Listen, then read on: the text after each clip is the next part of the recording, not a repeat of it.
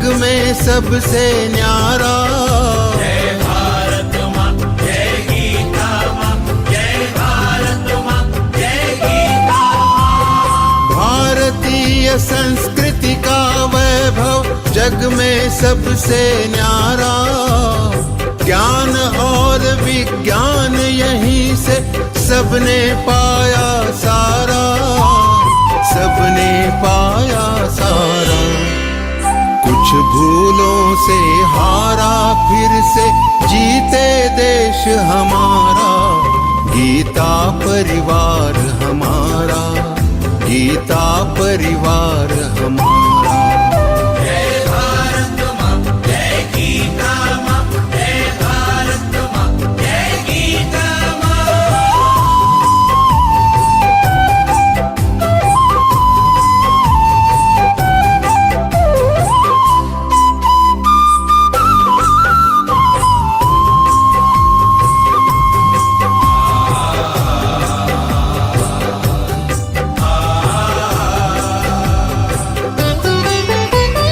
त्यागशील सेवा व्रतधारी युवा जगे पुरुषार्थी।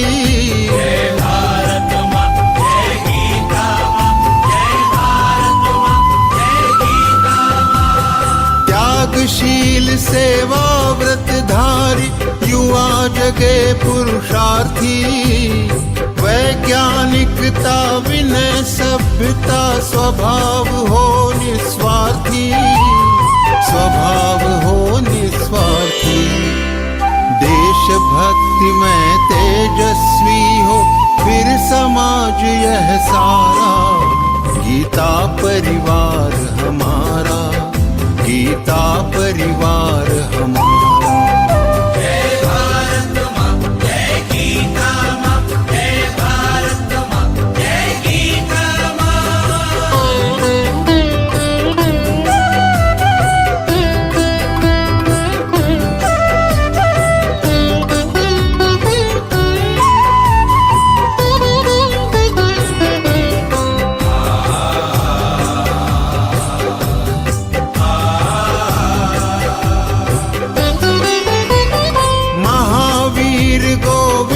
शिवाजी बुद्ध गगन के तारे। जय भारत माँ, जय गीता माँ, जय भारत माँ, जय गीता माँ। महावीर गोविंद शिवाजी बुद्ध गगन के तारे। परंपरा की पुण्य चेतना उर में हम सब धारे, उर में हम सब धारे। बाल हृदय में उसे जगाकर जगे देश यह सारा। गीता परिवार हमारा, गीता परिवार हमारा। जय भारत माँ, जय गीता माँ, जय भारत माँ, जय गीता माँ।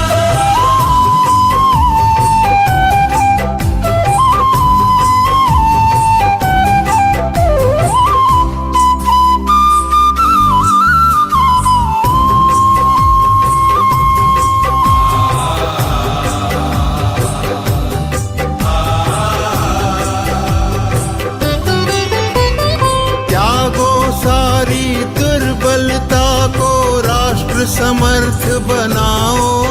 जय भारत माँ, जय गीता माँ, जय भारत माँ, जय गीता माँ। त्यागो सारी दुर्बलता को राष्ट्र समर्थ बनाओ। बंधु भाव समता ममता से सबको गले लगाओ, सबको गले लगाओ। चलो विवेकानंद मार्ग पर शुभ संदेश हमारा। गीता परिवार हमारा, गीता परिवार हमारा। ईश्वर भक्ति भाव से बहती संस्कारों की धारा। भारत माँ की सेवा में गीता परिवार हमारा, गीता परिवार हमारा, गीता गीता परिवार हमारा, गीता परिवार हमारा, गीता परिवार हमारा, गीता परिवार हमारा।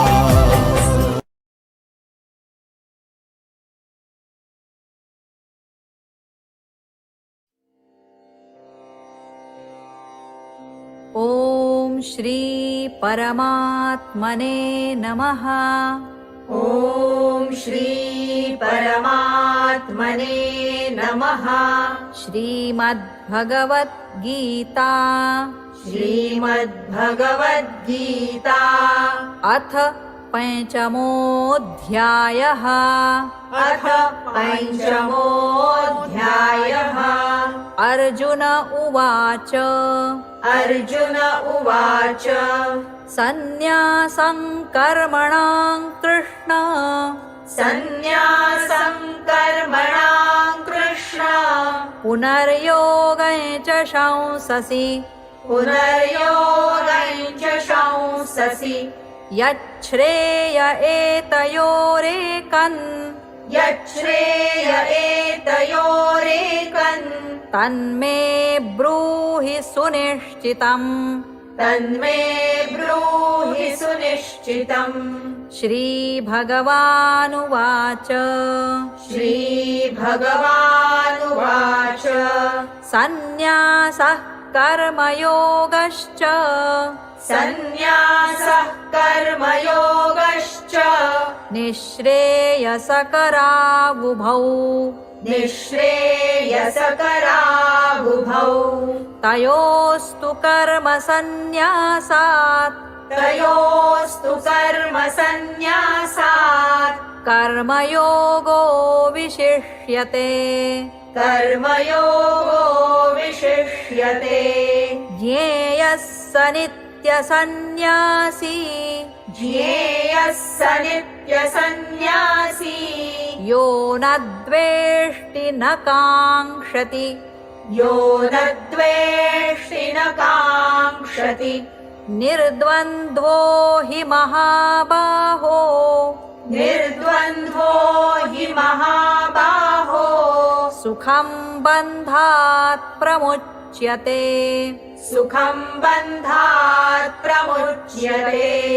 साङ्ख्ययोगौ पृथक् बालाः साङ्ख्ययोगौ पृथक् बालाः प्रवदन्ति न पण्डिताः प्रवदन्ति न पण्डिताः एकमप्यास्थितः सम्यग् एकमप्यास्थितः सम्यक् उभयोर्विन्दते फलम् उभयोर्विन्दते फलम् यत् साङ्ख्यैः प्राप्यते स्थानम् यत् साङ्ख्यैः प्राप्यते स्थानम् तद्योगैरपि गम्यते तद्योगैरपि गम्यते। एकं साङ्ख्यै च योगै च एकं साङ्ख्यै च योगै च यः पश्यति स पश्यति यः पश्यति स पश्यति सन्न्यासस्तु महाबाहो सन्न्यासस्तु महाबाहो दुःखमाप्तुमयो गतः दुःखमाप्तुमयो गतः योगयुक्तो मुनिर्ब्रह्मा योगयुक्तो मुनिर्ब्रह्मा न चिरेणाधिगच्छति न चिरेणाधिगच्छति योगयुक्तो विशुद्धात्मा योगयुक्तो विशुद्धात्मा विजितात्मा जितेन्द्रियः विजितात्मा जितेन्द्रियः सर्वभूतात्मभूतात्मा सर्वभूतात्मभूतात्मा कुर्वन्नपि न लिप्यते कुर्वन्नपि न लिप्यते नैव किञ्चित् करोमीति नैव किञ्चित् करोमीति युक्तो मन्येत तत्त्ववित् युक्तो मन्येत तत्त्ववित् पश्यै शृण्वन् स्पृशै जिघ्रन् पश्यै शृण्वन् स्पृशै जिघ्रन् नश्नन् गच्छन् स्वपै श्वसन् नश्नन् गच्छन् स्वपै श्वसन् प्रलपन् विसृजन् गृह्णन् प्रलपन् विसृजन् गृह्णन् नुन्मिषन् निमिषन्नपि नुन्मिषन् निमिषन्नपि इन्द्रियाणीन्द्रियार्थेषु इन्द्रियाणीन्द्रियार्थेषु वर्तन्त इति धारयन् वर्तन्त इति धारयन् ब्रह्मण्याधाय कर्माणि ब्रह्मण्याधाय कर्माणि सङ्गं त्यक्त्वा करोति यः सङ्गं त्यक्त्वा करोति यः लिप्यते न स पापेन लिप्यते न स पापेन पद्मपत्रमिवाम्भसा पद्मपत्रमिवाम्भसा कायेन मनसा बुद्ध्या कायेन मनसा बुद्ध्या केवलैरिन्द्रियैरपि केवलैरिन्द्रियैरपि योगिनः कर्म कुर्वन्ति योगिनः कर्म कुर्वन्ति सङ्गं त्यक्त्वात्मशुद्धये सङ्गं त्यक्त्वात्मशुद्धये युक्तः कर्मफलं त्यक्त्वा युक्तः कर्मफलं त्यक्त्वा शान्तिमाप्नोति नैष्ठिकीम् शान्तिमाप्नोति नैष्ठिकीम् अयुक्तः कामकारेण अयुक्तः कामकारेण फले सक्तो निबध्यते फले सक्तो निबध्यते सर्वकर्माणि मनसा सर्वकर्माणि मनसा सन्न्यस्यास्ते सुखं वशी सन्न्यस्यास्ते सुखं वशी नवद्वारे पुरे देहि नवद्वारे पुरे देहि नैव कुर्वन्न कारयन् नैव कुर्वन्न कारयन् न कर्तृत्वं न कर्माणि न कर्तृत्वं न कर्माणि लोकस्य सृजति प्रभुः लोकस्य सृजति प्रभुः न कर्मफलसंयोगम् न कर्मफलसंयोगम् स्वभावस्तु प्रवर्तते स्वभावस्तु प्रवर्तते नादत्ते कस्यचित् पापन् नादत्ते कस्यचित् पापन् न चैव सुकृतं विभुः न चैव सुकृतं विभुः अज्ञानेनावृतं ज्ञानन्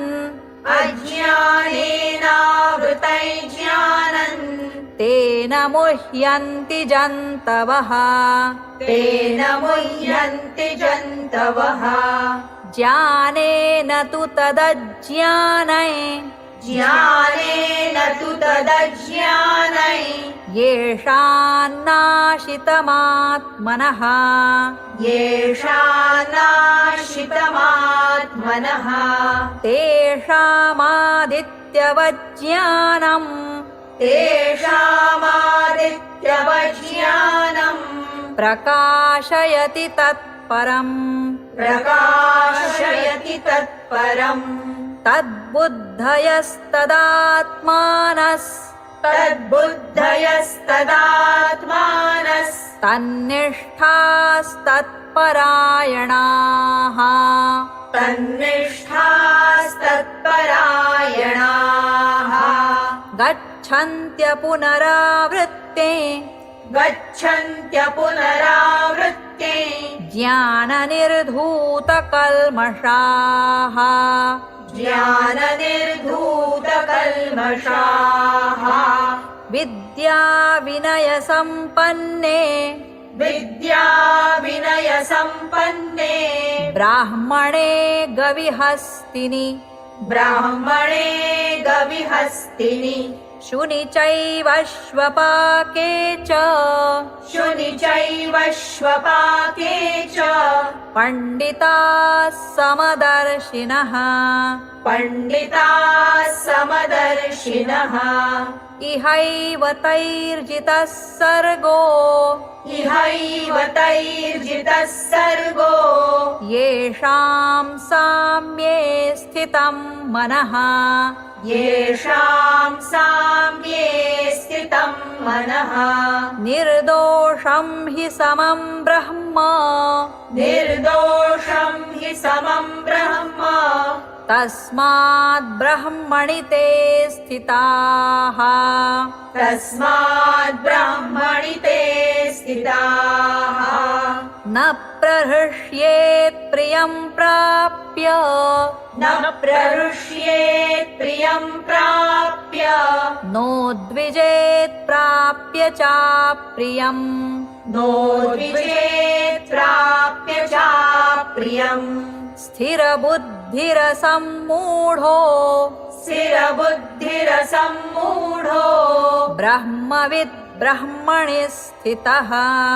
ब्रह्मविद् ब्रह्मणि स्थितः बाह्यस्पर्शेष्वसक्तात्मा बाह्यस्पर्शेष्वसक्तात्मा विन्दत्यात्मनि यत् सुखम् विन्दत्यात्मनि यत् सुखम् स ब्रह्मयोगयुक्तात्मा स ब्रह्मयोगयुक्तात्मा सुखमक्षयमश्नुते सुखमक्षयमश्नुते ये हि संस्पर्शजा भोगा ये हि संस्पर्शजा भोगा दुःखयोनय एव ते दुःखयोनय एव ते आद्यन्तवन्तः कौन्तेय आद्यन्तवन्तः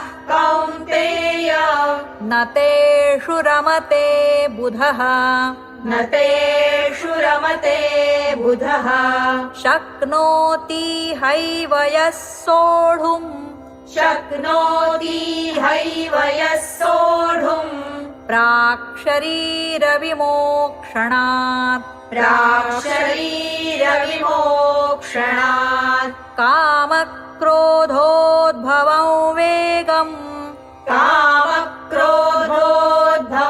वेगम्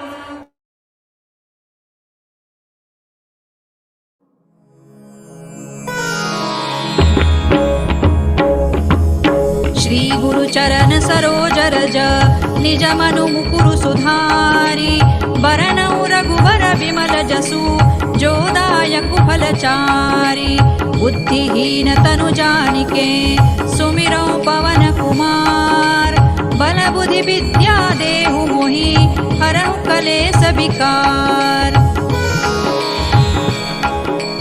जय हनुमान ज्ञान गुण सागर जय कपीसति लोक उजागर रामदूत अतुलित बल धामा अंजनी पुत्र पवन सुत नामा महावीर विक्रम बजरंगी कुमति निवार सुमति के संगी कंचन बरन विराज सुबेसा कानन कुंडल कुंचित केसा हाथ वज्र और ध्वजा विराजे कांधे मूज जनेऊ साजे शंकर सुवन केसरी नंदन तेज प्रताप महाजगवंदन विद्यावान गुणी अति चातुर राम काज करिबे को आतुर प्रभु चरित्र सुनिबे को रसिया राम लखन सीता मन बसिया सूक्ष्म रूप धरि सियहि दिखावा विकट रूप धरि लंक जरावा भीम रूप धरि असुर संहारे रामचंद्र के काज संवारे। लाय सजीवन लखन जियाए, श्री रघुबीर हरषि उर लाए। रघुपति कीन्ही बहुत बड़ाई, तुम मम प्रिय भरतई सम भाई। सहस बदन तुम रोजस गावे, अस कहि श्रीपति कंठ लगावे। सनकादिक ब्रह्मादि मुनीसा, नारद सारद सहित अहिसा। जम कुबेर दिक्पाल जहाते, कवि कोविद कहि सकै कहाते। तुम उपकार सुग्रीवहि कीन्हा, राम मिलाय राजपद दीन्हा। तुम्हरो मंत्र विभीषण माना, लंकेश्वर भय सब जग जाना। जुग सहस्र जो जन पर भानु, लील्यो ताहि मधुर फल जानू। प्रभु मुद्रिका मेलि मुख माहि, जलधि लांघि गए अचरज नाही। दुर्गम काज जगत के जेते, सुगम अनुग्रह तुम्हरे तेते। राम दुआरे तुम रखवारे, होत न आज्ञा बिनु पैसारे। सब सुख लहै तुम्हारी सरना, तुम रक्षक काहू को डरना। आपन तेज सम्हारो आपे, तीनों लोक हांकते कांपे। भूत पिशाच निकट नहीं आवे, महावीर जब नाम सुनावे। नासै रोग हरै सब पीरा, जपत निरंतर हनुमत वीरा। संकट ते हनुमान छुड़ावे, मन क्रम वचन ध्यान जो लावे। सब पर राम तपस्वी राजा, तिनके काज सकल तुम साजा। और मनोरथ जो कोई लावे, सोई अमित जीवन फल पावे। चारों जुग परताप तुम्हारा है, प्रसिद्ध जगत उजियारा। साधु संत के तुम रखवारे, असुर निकंदन राम दुलारे। अष्ट सिद्धि नौ निधि के दाता, असवर दीन जानकी माता। राम रसायन तुम्हारे पासा, सदा रहो रघुपति के दासा। तुम्हारे भजन राम को पावे, जन्म जन्म के दुख बिसरावे।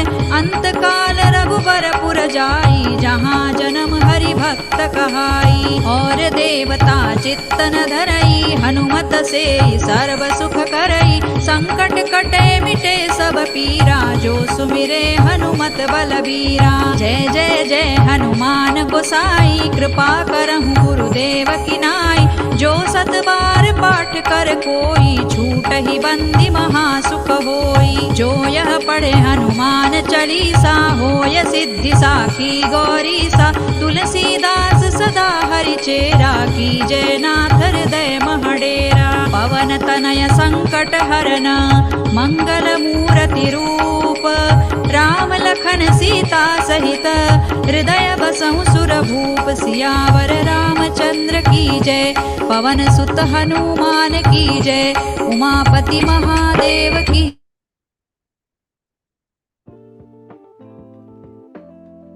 Jai Shri Krishna. In Zoom meeting, if you want to turn off the notification of Zoom chats, then click on the chats and then click on these three dots.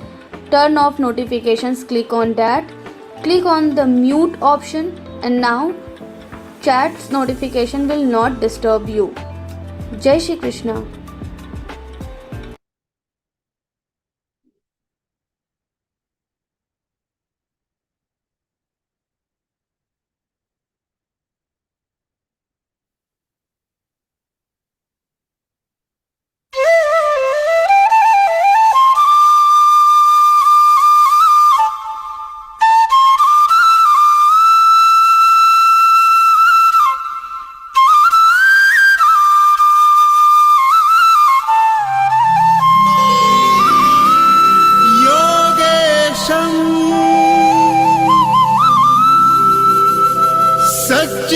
सच्चिदानन्दं वासुदेवं व्रजप्रियं धर्मसंस्थापकम्। Namaskar, Jai Shri Krishna, Jai Gurudev.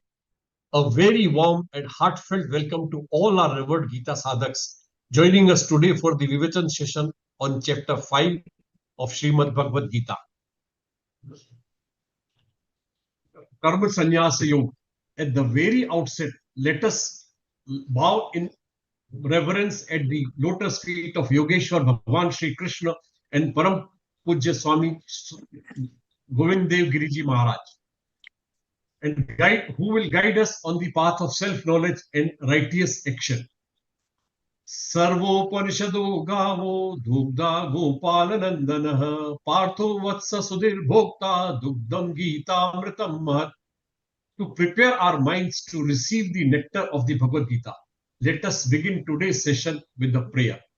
It's my pleasure to invite Purna V. Gokhale Didi from Mundaje, Bethlangdi, Karnataka to lead us in the prayer. Purna Didi joined Geeta Pariwar in 2022 and lovingly offers Seva as GC, Tech Seva, trainer, examiner, and also contributes to calling and migration support. Jai Shri Krishna Didi. जय श्री कृष्ण. वसुदेवसुतं देवं कंसचाणूरमर्दनं देवकी परमानन्दं कृष्णौ वन्दे जगद्गुरुं श्रीकृष्णौ वन्दे जगद्गुरुं. जय Shri Krishna. Devi, thank you very much for this melodious prayer. Deepa Jyoti Parabrahma, Deepa Jyoti Janardana, Deepto Haratu Me Papam Sandhya Deepa Namostute. To invoke the light of wisdom, purity, and auspiciousness, I now request Kusum Lande Didi from Mumbai to perform the sacred Deep Prajalan. Kusum Didi joined Geeta Pariwar in 2019 and selflessly offers GC, BC, and Tech Seva across various levels of classes. Jai Shri Krishna Didi.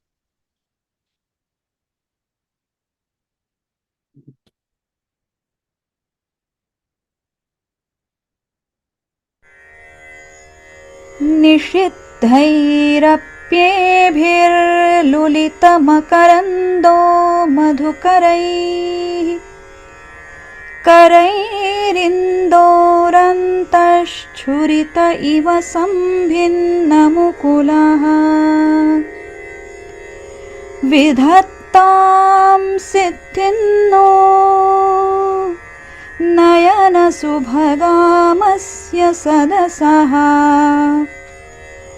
प्रकीर्णः पुष्पाणां हरिचरणयोरञ्जलिरयम्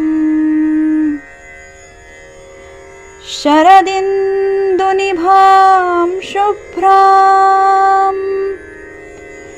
शुभ्रवस्त्रैरलङ्कृताम् कलहंसकृतावासां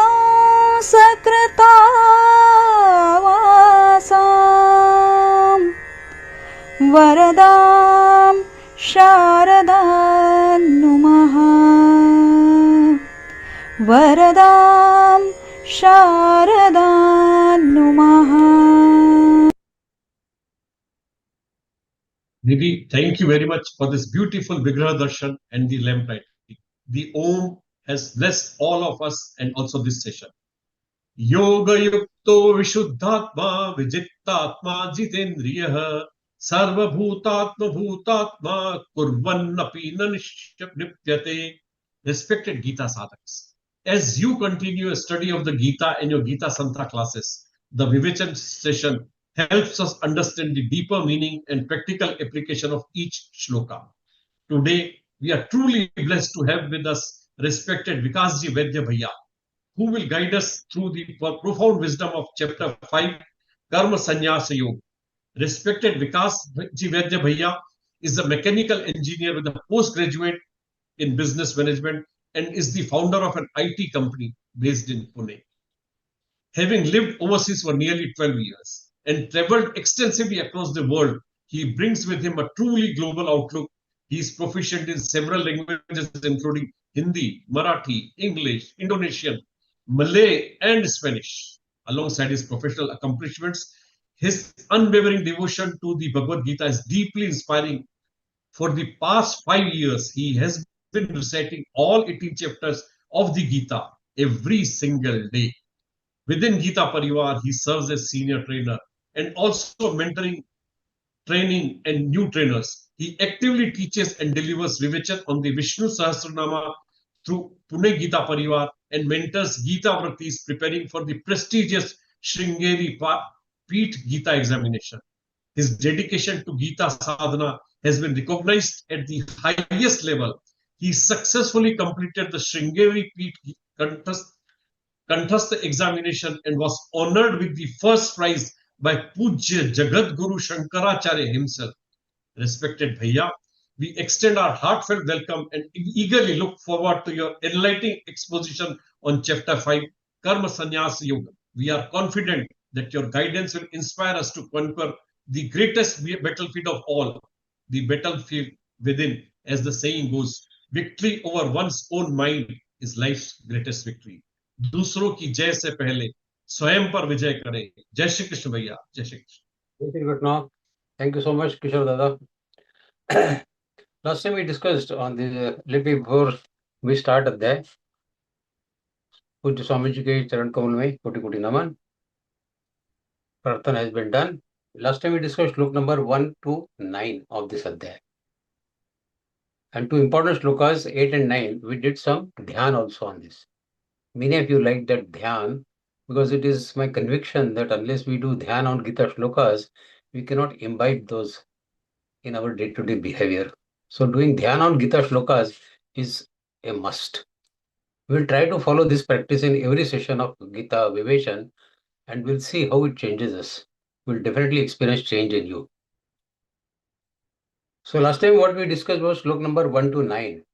Let us first understand what we discussed in those shlokas in short, the essence of those shlokas, and then we'll start from the fresh shlokas 10 onwards. So the essence of those 9 shlokas, it taught us two timeless truths. One, you can become God's friend when you transform every duty, every kartavya karma into an offering to the God. Perform it sincerely and surrender the result of your karma to God. Second thing what we learned, karma does not bind you or liberate by itself. Your inner attitude while performing karma, it determines the effect of your karma. Not the karma itself, but your inner attitude. Selfish, ego-driven action, it creates bondage. But selfless, God-centered action becomes karma yoga and leads you to the freedom. So the same karma can either put you in bondage or can lead you to moksha. It depends on your inner attitude. It is said by Lord Krishna in Gita that hands should work for the world. Hands should work for the world, but the heart should remain with the God. So this is the principle of Bhagavad Gita. To continue doing our karma and have our heart in the God only. This is the essence of Karma Yoga, which we discussed in Slok 1 to 9. So the takeaway points from Slok 1 to 9 of Gita, what we discussed last time of this Adhyay, is Karma Yoga is preferred path for most householders like us because it combines spirituality with our daily life. While living our daily life, we can practice spirituality. Second thing, true renunciation is the renunciation of ego, of attachment and expectations, not merely renunciation of action. Third thing we learned, Karma Yoga and Jnana Yoga lead to the same ultimate goal, which is self-realization, Atma-Jnana or Brahma-Jnana, whatever you call it. Next we learned selfless action. It purifies the mind, making it fit to receive spiritual knowledge. Next, perform every duty as an offering to the God without anxiety over the results. Love like the lotus leaf. Remain in the world, but do not become attached to the world. So lotus leaf example was discussed last time. The realized person knows that the self is the witness, while the body and senses perform their actions according to the nature. Pasyan Shumnan Spasyan Jigran Nashnan Garshan Papan Shusan Pralaban Visinan Grundan Nun Vishan Vishan. These shlokas we discussed that Indriyas continue to work with the Indriya Vishaya subject Shabda Sparsha Rupa Sagandha. Soul is merely witness. Next thing we learned was spirituality is not escaping the life. It is transforming the way we live the life. That is spirituality. Every home, every office, every classroom or workplace can become a field of karma yoga when work is performed with devotion, excellence, and detachment. The message of these shlokas is timeless. What is the message of first 9 shlokas of this adhyay? Change your attitude, not necessarily your occupation. Everybody cannot become sannyasi. There is no need also. Continue your profession, but change your attitude. Okay, let us continue with the new shlokas from today. But today, fortunately, is the Kargil Vijay Divas. Victory of mind, victory over mind is the greatest victory. That is the message for us. We don't fight Kargil war, but we fight with mind every day. So in the light of this chapter, Karma Sannyasa, 5th Adhyay, it teaches us the greatest victory is not over external enemies like our Pakistanis or Chinese, but over our own mind. That is our greatest victory for our soldiers. Lord Krishna explains that true renunciation is not giving up worldly duties, but giving up attachment, ego, and selfish desires. A person who has mastered the mind can live in the family, of course, work, and society while remaining inwardly peaceful and free.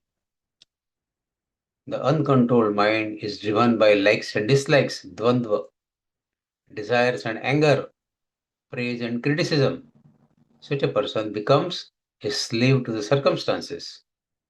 On the other hand, one who has conquered the mind performs every action as an offering to the God without expecting personal gain. Like a lotus leaf we discussed that remains untouched by water. Such a person lives in the world without being bound by the world. And that is the way we have to live the life.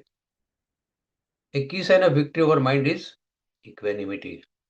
When we remain equipoised in all situations, then we can say that we are winning our mind.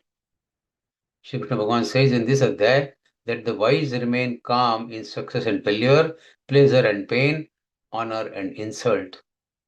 Their happiness does not depend on changing external circumstances, but arise from inner stability. This inner stability, inner balance, it enables them to make wise decisions even in difficult situations. So this adhyay also teaches us that lasting happiness is found within, not outside, but within, not in the external pleasures. Worldly enjoyments are temporary and often lead to further desires. While inner joy, it grows through self-discipline, through meditation, and through devotion, bhakti. Therefore, Shri Krishna advises controlling powerful forces of desire and anger before they overpower the mind. One who succeeds in this gains is he enjoys the true freedom of mind. One who controls his desire and his anger. Another hallmark of victory over mind is equal vision. The enlightened person sees same divine presence in a learned scholar. We studied that at there. We'll study these shlokas also. A cow and an elephant, a dog or even an outcast. Such equality arises when the mind is purified of pride, prejudice, and ego. So thus victory over mind is the greatest victory for us because it brings freedom from attachment, mastery over desires, emotional balance, equal vision, and lasting inner peace. So our Kargil is our mind. We have to have victory over our mind. That is our Kargil Vijay Divas. And that Vijay Divas we can celebrate every day with the help of Bhagavad-Gītā. One who conquers the mind is no longer defeated by external events. Such a person, he becomes truly successful, spiritually liberated, and capable of living the life of wisdom, jnana, service, seva, and enduring happiness. So this is, in short, the message of this adhyay in the context of Kargil Vijay Divas. which we celebrate today. With this small brief, we will just start reading next shlokas. Shlok number 10. ब्रह्मण्यादाय कर्माणि संगं त्यक्त्वा करोति यः लिप्यतेन स पापेन padmapatramivambasa.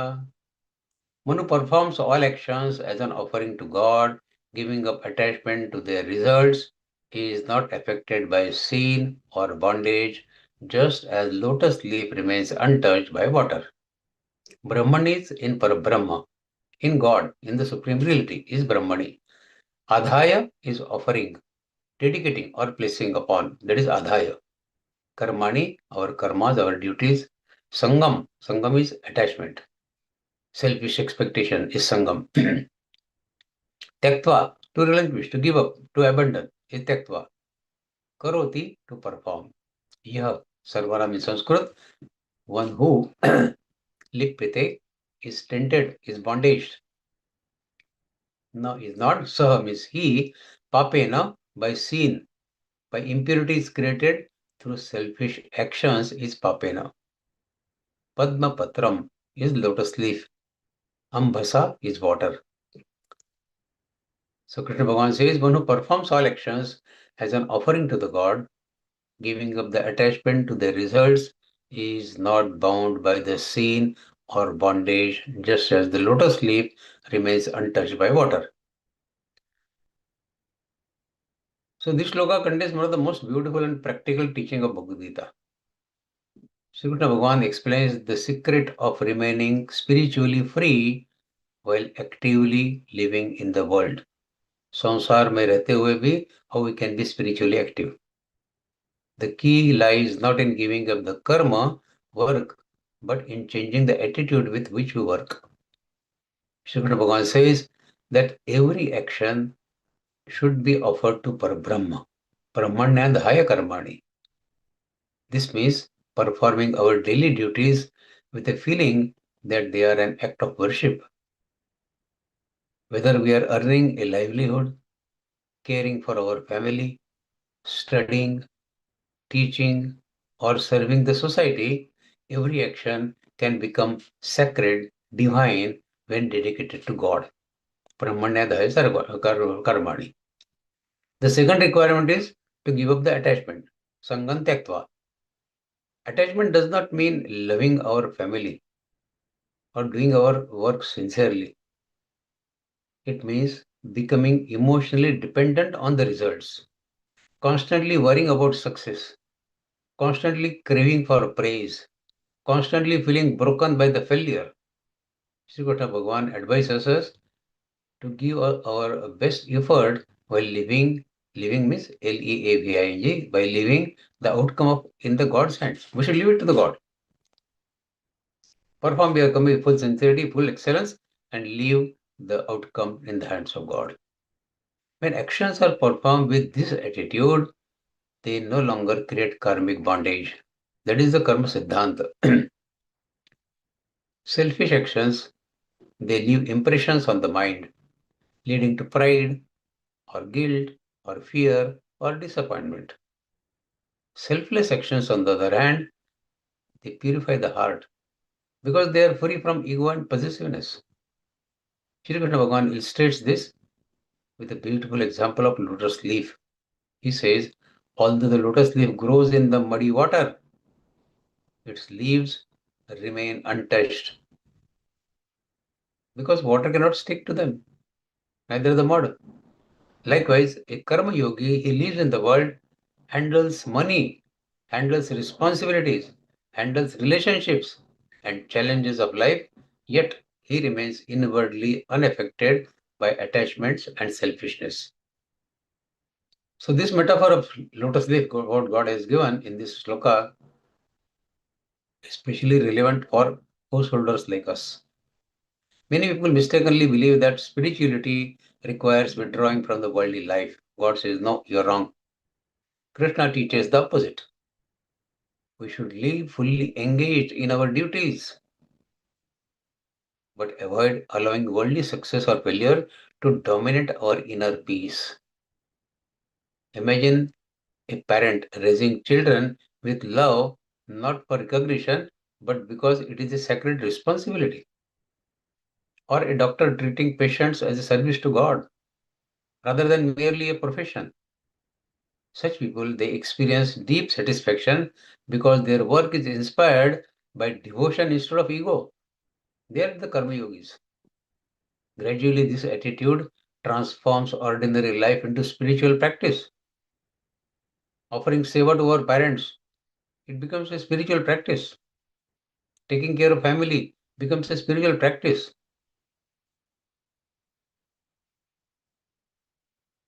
Okay. So every task, even housewives cooking for the family, can become a spiritual practice.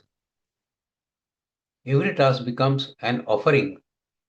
Every challenge becomes an opportunity to grow, and every success becomes a reason for gratitude rather than pride. A school teacher is spent 30 years nearly teaching children in a small village. She never worried about the awards or for publicity. Her only goal was to help her students become good human beings. Years later, many of her students became doctors, engineers, teachers, scientists, or public servants. They returned to thank her, saying that her dedication had changed their lives. The teacher smiled and said, I simply did my duty. The results belong to God, not to you or to me. Like the lotus leaf untouched by water, she remained humble despite receiving great appreciation because she had always worked without selfish attachment. So the life lesson from this shloka Lord Krishna gives us is to work with dedication but surrender the results to God. When our actions become offerings instead of ego-driven achievements, they no longer bind us. Like the lotus leaf we discussed that remains untouched by water or by mud, we can live in the family, in the world, executing world responsibilities while preserving our inner peace. Spirituality means what? Spirituality is only maintaining our inner peace in all circumstances. That is spirituality. So preserving our inner peace, our purity, our freedom is spirituality. This is the essence of Karma Yoga and the secret of joyful and spiritual fulfilling life, which we can enjoy even while living in our families. Next shloka. कायेन मनसा बुद्ध्या केवलैरिन्द्रियैरपि योगिनः कर्म कुर्वन्ति सङ्गं त्यक्त्वात्मशुद्धये. This is great. Kayena. Kayena means kaya, our body. Manasa, our mind. Buddhya, by intellect. Kevale, merely, simply as instruments. Indriya, by senses. Yogina, the spiritual devotees established in yoga is yogina. Karma, our actions, our duties. Kurvanti is to perform. Sangam, attachment. Selfish identification is sangam. Tyaktva is to abandon. Atma Shuddhaye. This is the crux. This is the heart of this shloka. Atma Shuddhaye. For purification of mind and inner self. Shri Krishna Bhagavan says, yogis perform all actions through body, kayena, through manasa, mind, through buddhya, intellect. These are the three instruments through which we perform actions. Body, mind, and intellect, isn't it? And senses. Indriya is also fourth one. Without attachment to the results. So kayena manasa buddhya kevaler indriya. Without attachment to the results, dedicating their work as a means of self-purification, Atma Shuddhi. Their goal is not personal gain by performing karma through body, mind, intellect, and indriya, but their goal is inner purification and spiritual growth. So in this shloka, Shri Krishna Bhagavan explains one of the most practical principles of Karma Yoga. He teaches us that spiritual progress does not require abandoning the work or action or karma. Rather, one should transform the attitude with which work is performed. Every human being acts through 4 instruments: Kayena, Manasa, Buddhi, or Indriya. Body, mind, intellect, and senses.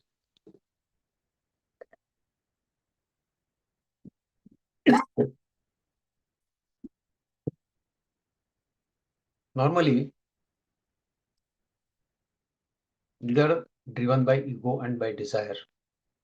We think, I am doing this, or I must succeed, or I should receive appreciation.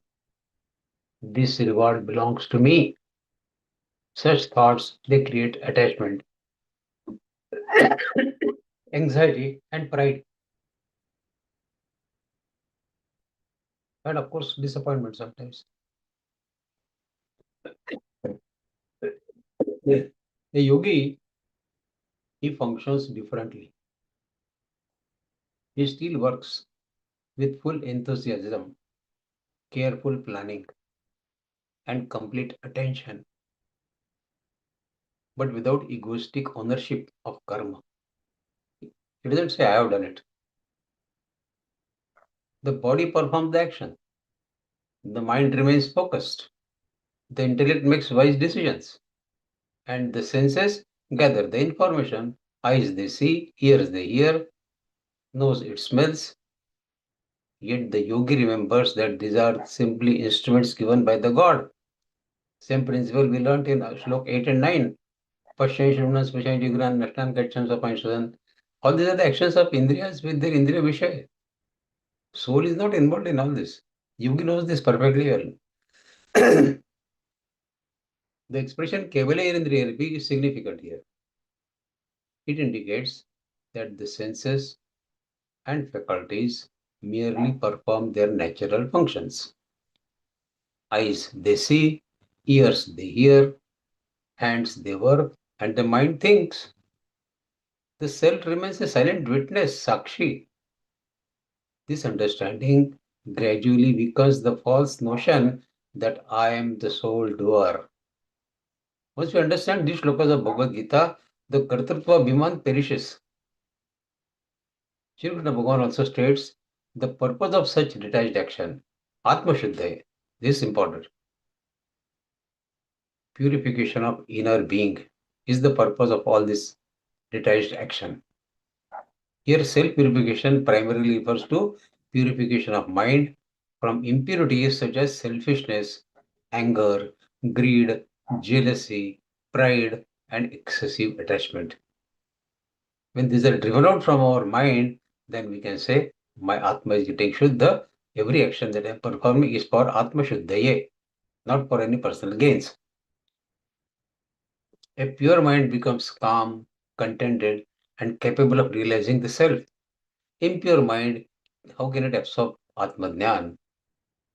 So purification of mind is the first objective before we go for Atma Jnana, for self-realization.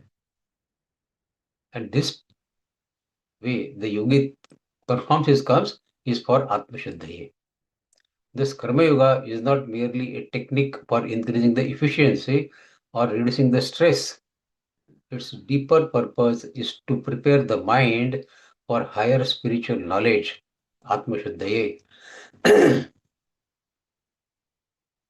So when people argue between Karma Yoga and Jnana Yoga cannot be realized until you are perfect in Karma Yoga. Unless your Atma is Shuddha, Atma Shuddhaye, how can you absorb the knowledge? And Karma Yoga is that yoga which purifies your mind. Every action becomes a step towards God when performed with the right attitude. And the right attitude is this, what is explained in this shloka by God. That Kayena Manasa Buddhi Kevaler Indriya Yoginah Karma Kurvanti Sangam Tyakpat Shuddhaye. He performs every action only for the sole purpose of Atma Shuddhaye, not for any personal gain. Body, that means Sharir, Indriya, Man, and Indriyas, they continue to work. He does not involve himself in that. He says, I am a sole witness. I am not the sole doer, I am the sole witness. This is the difference between our thinking and Yogi's thinking. We say, I am the sole doer. Yogi says, I am the sole witness, not the doer. A senior surgeon, he performs 3 complex surgeries every day. Before entering the operating theatre, operation theater, he quietly folds his hands and prays to the God, "Oh Lord, let these hands become your instruments. Let me do my best for the patients." Some surgeries are highly successful, while others face complications despite his sincere efforts. When praised, he thanks his team instead of becoming arrogant. When a procedure fails, despite every precaution, he honestly analyzes the case, learns from it, and continues serving without losing confidence. A young trainee once asked the surgeon, "Sir, how do you remain so calm after difficult cases? When you are successful, you are calm. When you fail, you are calm. From where do you bring this calmness?" The surgeon smiled and he replied, "My duty is to prepare thoroughly and perform with complete attention. The final outcome depends on many factors beyond my control. If I become attached to every success or failure, I will neither serve the patient nor will I remain peaceful internally." This attitude perfectly illustrates Sri Krishna's teachings in this shloka. The surgeon performs actions through body, mind, intellect, and senses. Kayena manasa buddhya kevalerendriyarvi. But without selfish attachment, sangan tyaktva. His work becomes a means of inner growth rather than merely a profession.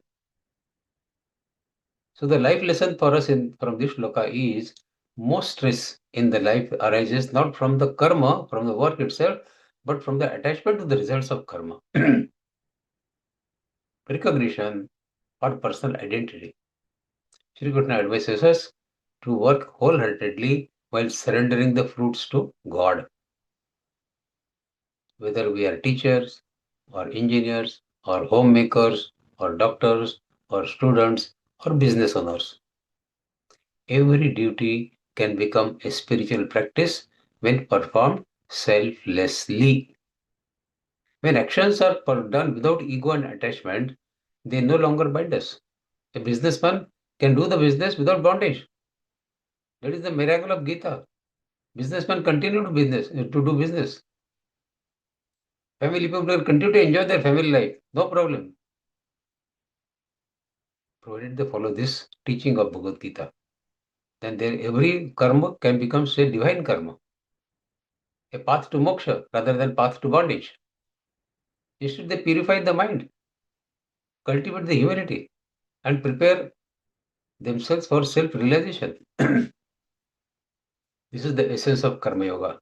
Work sincerely, offer everything to God, and let every action become a means of inner purification, Atma Shuddhaye, rather than a source of bondage.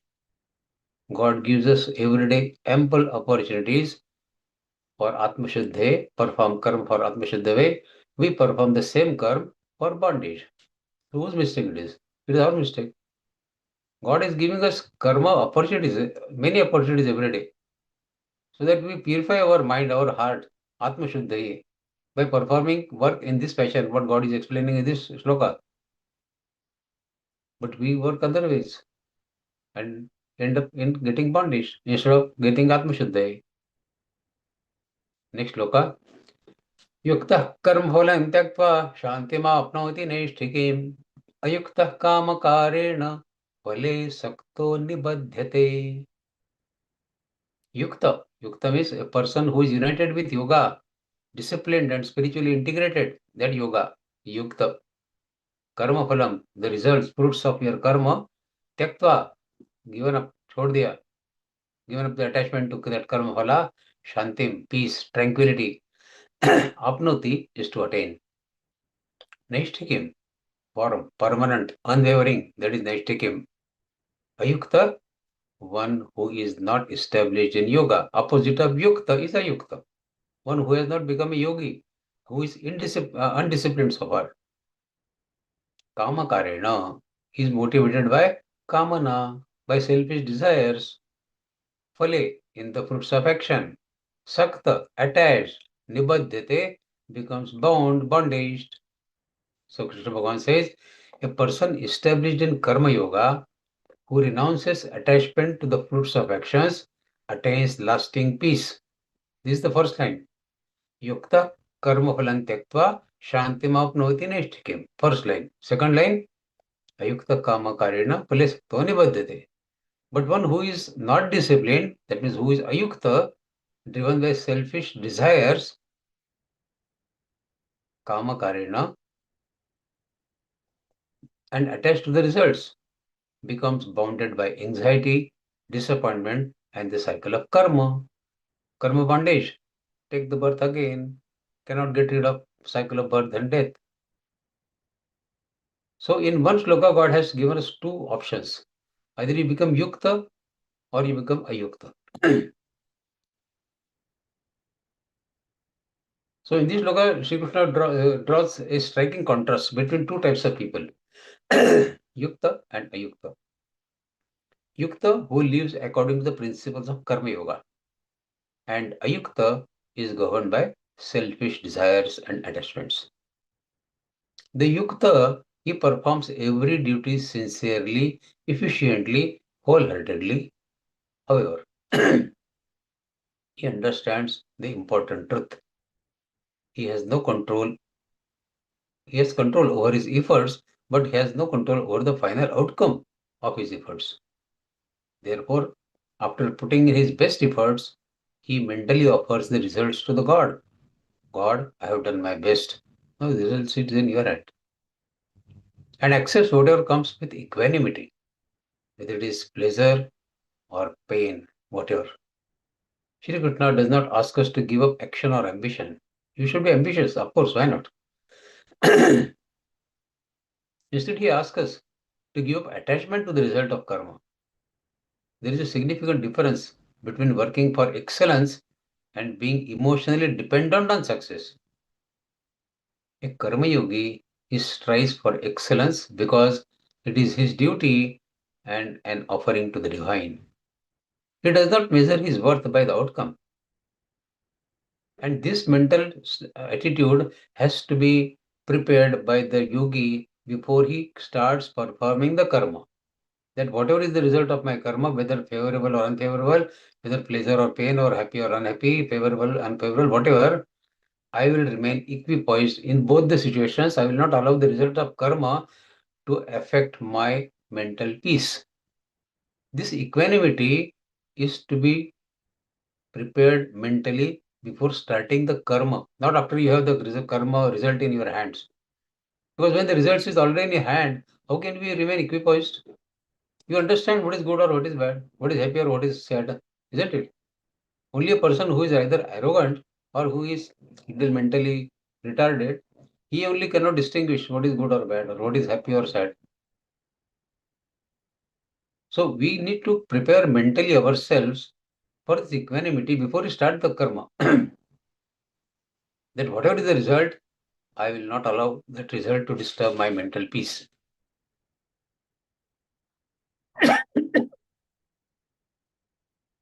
And the reward for such attitude is Naishtiki Shanti, deep, enduring peace. This peace is not temporary happiness that depends on favorable circumstances.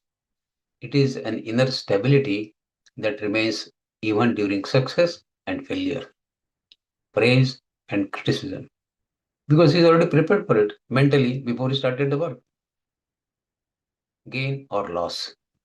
So such peace comes because mind is no longer tossed about by expectations, and that he has done mental preparation before starting the karma. So remaining equipoised is a preparation which one must do before starting the karma, not after the karma phal is already in the hand. It is too late by then. On the other hand, the ayukta, under the influence of kamana, kama karena, self-centered desires, his happiness depends entirely on obtaining the desired results. If he succeeds, he becomes proud and wants even more.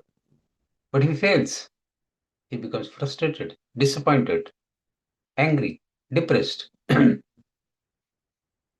Thus, he remains trapped in an endless cycle of craving and dissatisfaction. Shri Krishna uses the word nibadyate. becomes bound. The bondage is not created by karma itself, but by the attachments to its fruits. The same work can either liberate or can bind. It's up to you.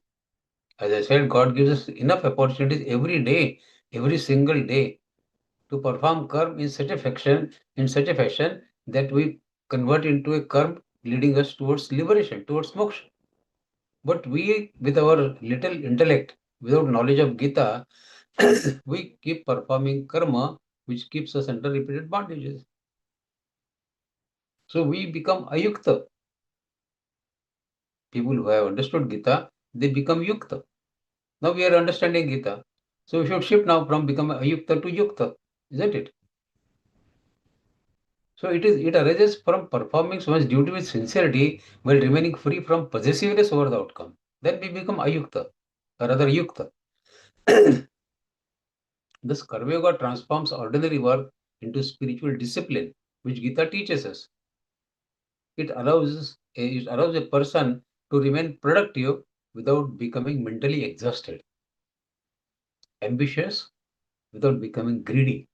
There is a great difference between being ambitious and being greedy. So Gita teaches us to become ambitious in the right way, but not become greedy. Get success, but not arrogance. Two students, they prepared for the same competitive exam. The first studies with dedication every day. He follows disciplined routine, revises regularly, helps his classmates even when they have doubts, and tells himself, my responsibility is to prepare sincerely. The result will come according to my efforts and God's grace. The second student constantly worries about the rank list, whether I will get selected, whether I will get good rank, good marks or not. Every mock-up test fills him with anxiety. He compares himself with others, loses sleep over the result of examination before the examination. क्या होगा? And fears failure more than he enjoys learning. While learning, he is always afraid. I'm learning all this, but will I remember everything in the exam? Will I fail? Will I get less marks? When the results are announced, both perform well, but the first student remains calm and grateful, while the second immediately begins worrying about the next competition and whether someone else scored higher than him. So this is the mental attitude of some people. They want to remain worried all the time. An elderly teacher, he commented, one gained knowledge and peace, yukta. The other gained marks, but lost the peace, ayukta. So we see such yukta and ayukta in our daily life around us. Gita is happening every day around us. We need to correlate every shloka of Gita with the happenings taking place around us. That is the best way of learning Gita. This illustrates that Sri Krishna's teaching is beautiful. The difference was not in the amount of efforts of both the students, but their attitude towards the result. One is yukta, another is ayukta. One practiced karma yoga and experienced inner tranquility, the other remained bound by the attachment. So the life lesson for us is every day we work for families, our careers, our society, and our spiritual growth. Success is desirable, of course, yes, and planning is necessary. Yet, our peace should never depend entirely on achieving a particular outcome. When we perform every duty with sincerity, with excellence and devotion, while surrendering the results to God, our work becomes worship. This is the technique of converting every work of ours into worship. We become free from unnecessary anxiety, jealousy, and disappointment. Such a person enjoys both efficiency in action and serenity in life. So this shloka has taught us that the true success is not merely achieving desired results. It is preserving the inner peace while striving for excellence. Lasting happiness belongs to one who renounces attachment to the fruits of action and performs every duty as an offering to the divine. That is the result for which we should live. Next sloka, 13th. सर्वकर्माणि मनसा सन्न्यस्य अस्ते सुखं वशी नवद्वारे पुरे देहि naiva kurvanna karayan. We'll learn new definition in this shloka. God says, Sarva karmani, all actions. Manasa, mentally, by mind. Sannyasya, having renounced, surrendered. Aste, aste is to remain. Sukham, happily, peacefully. Vashi, one who has mastery over the mind and senses is Vashi.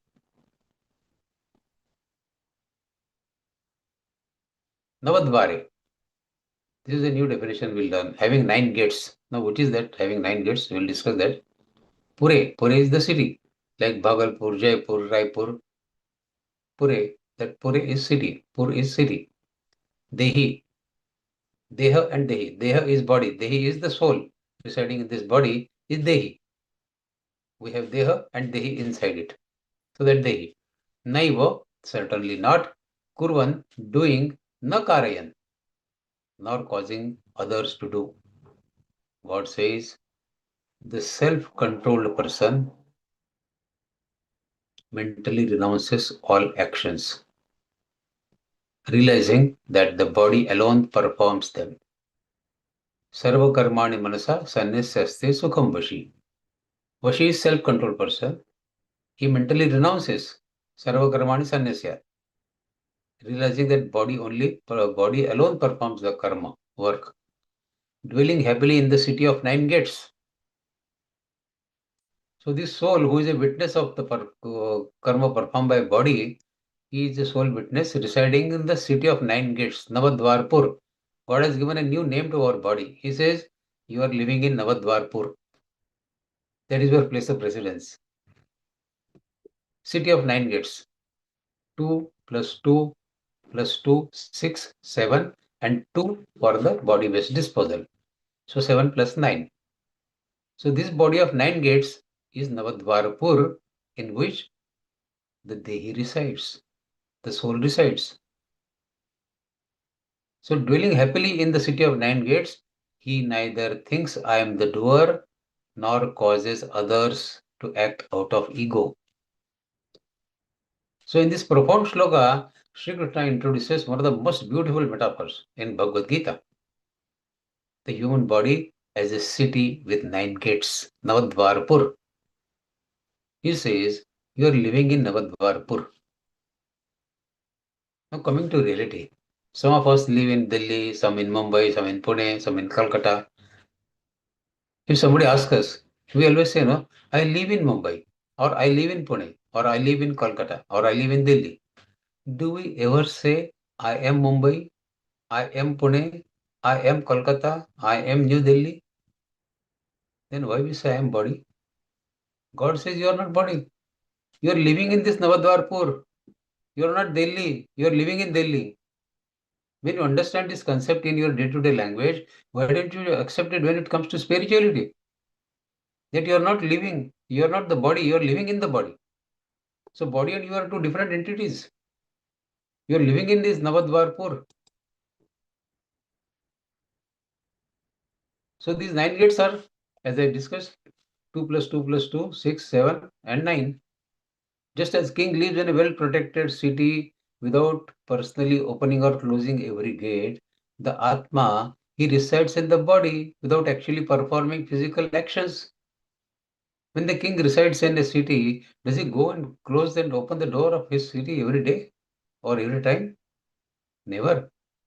Similarly, the soul doesn't open and close the doors of these 9 gates of his body. He is the king of this body. The shlok does not advise laziness or inactivity, that kuch mat karo, body will take care of everything. Not like that.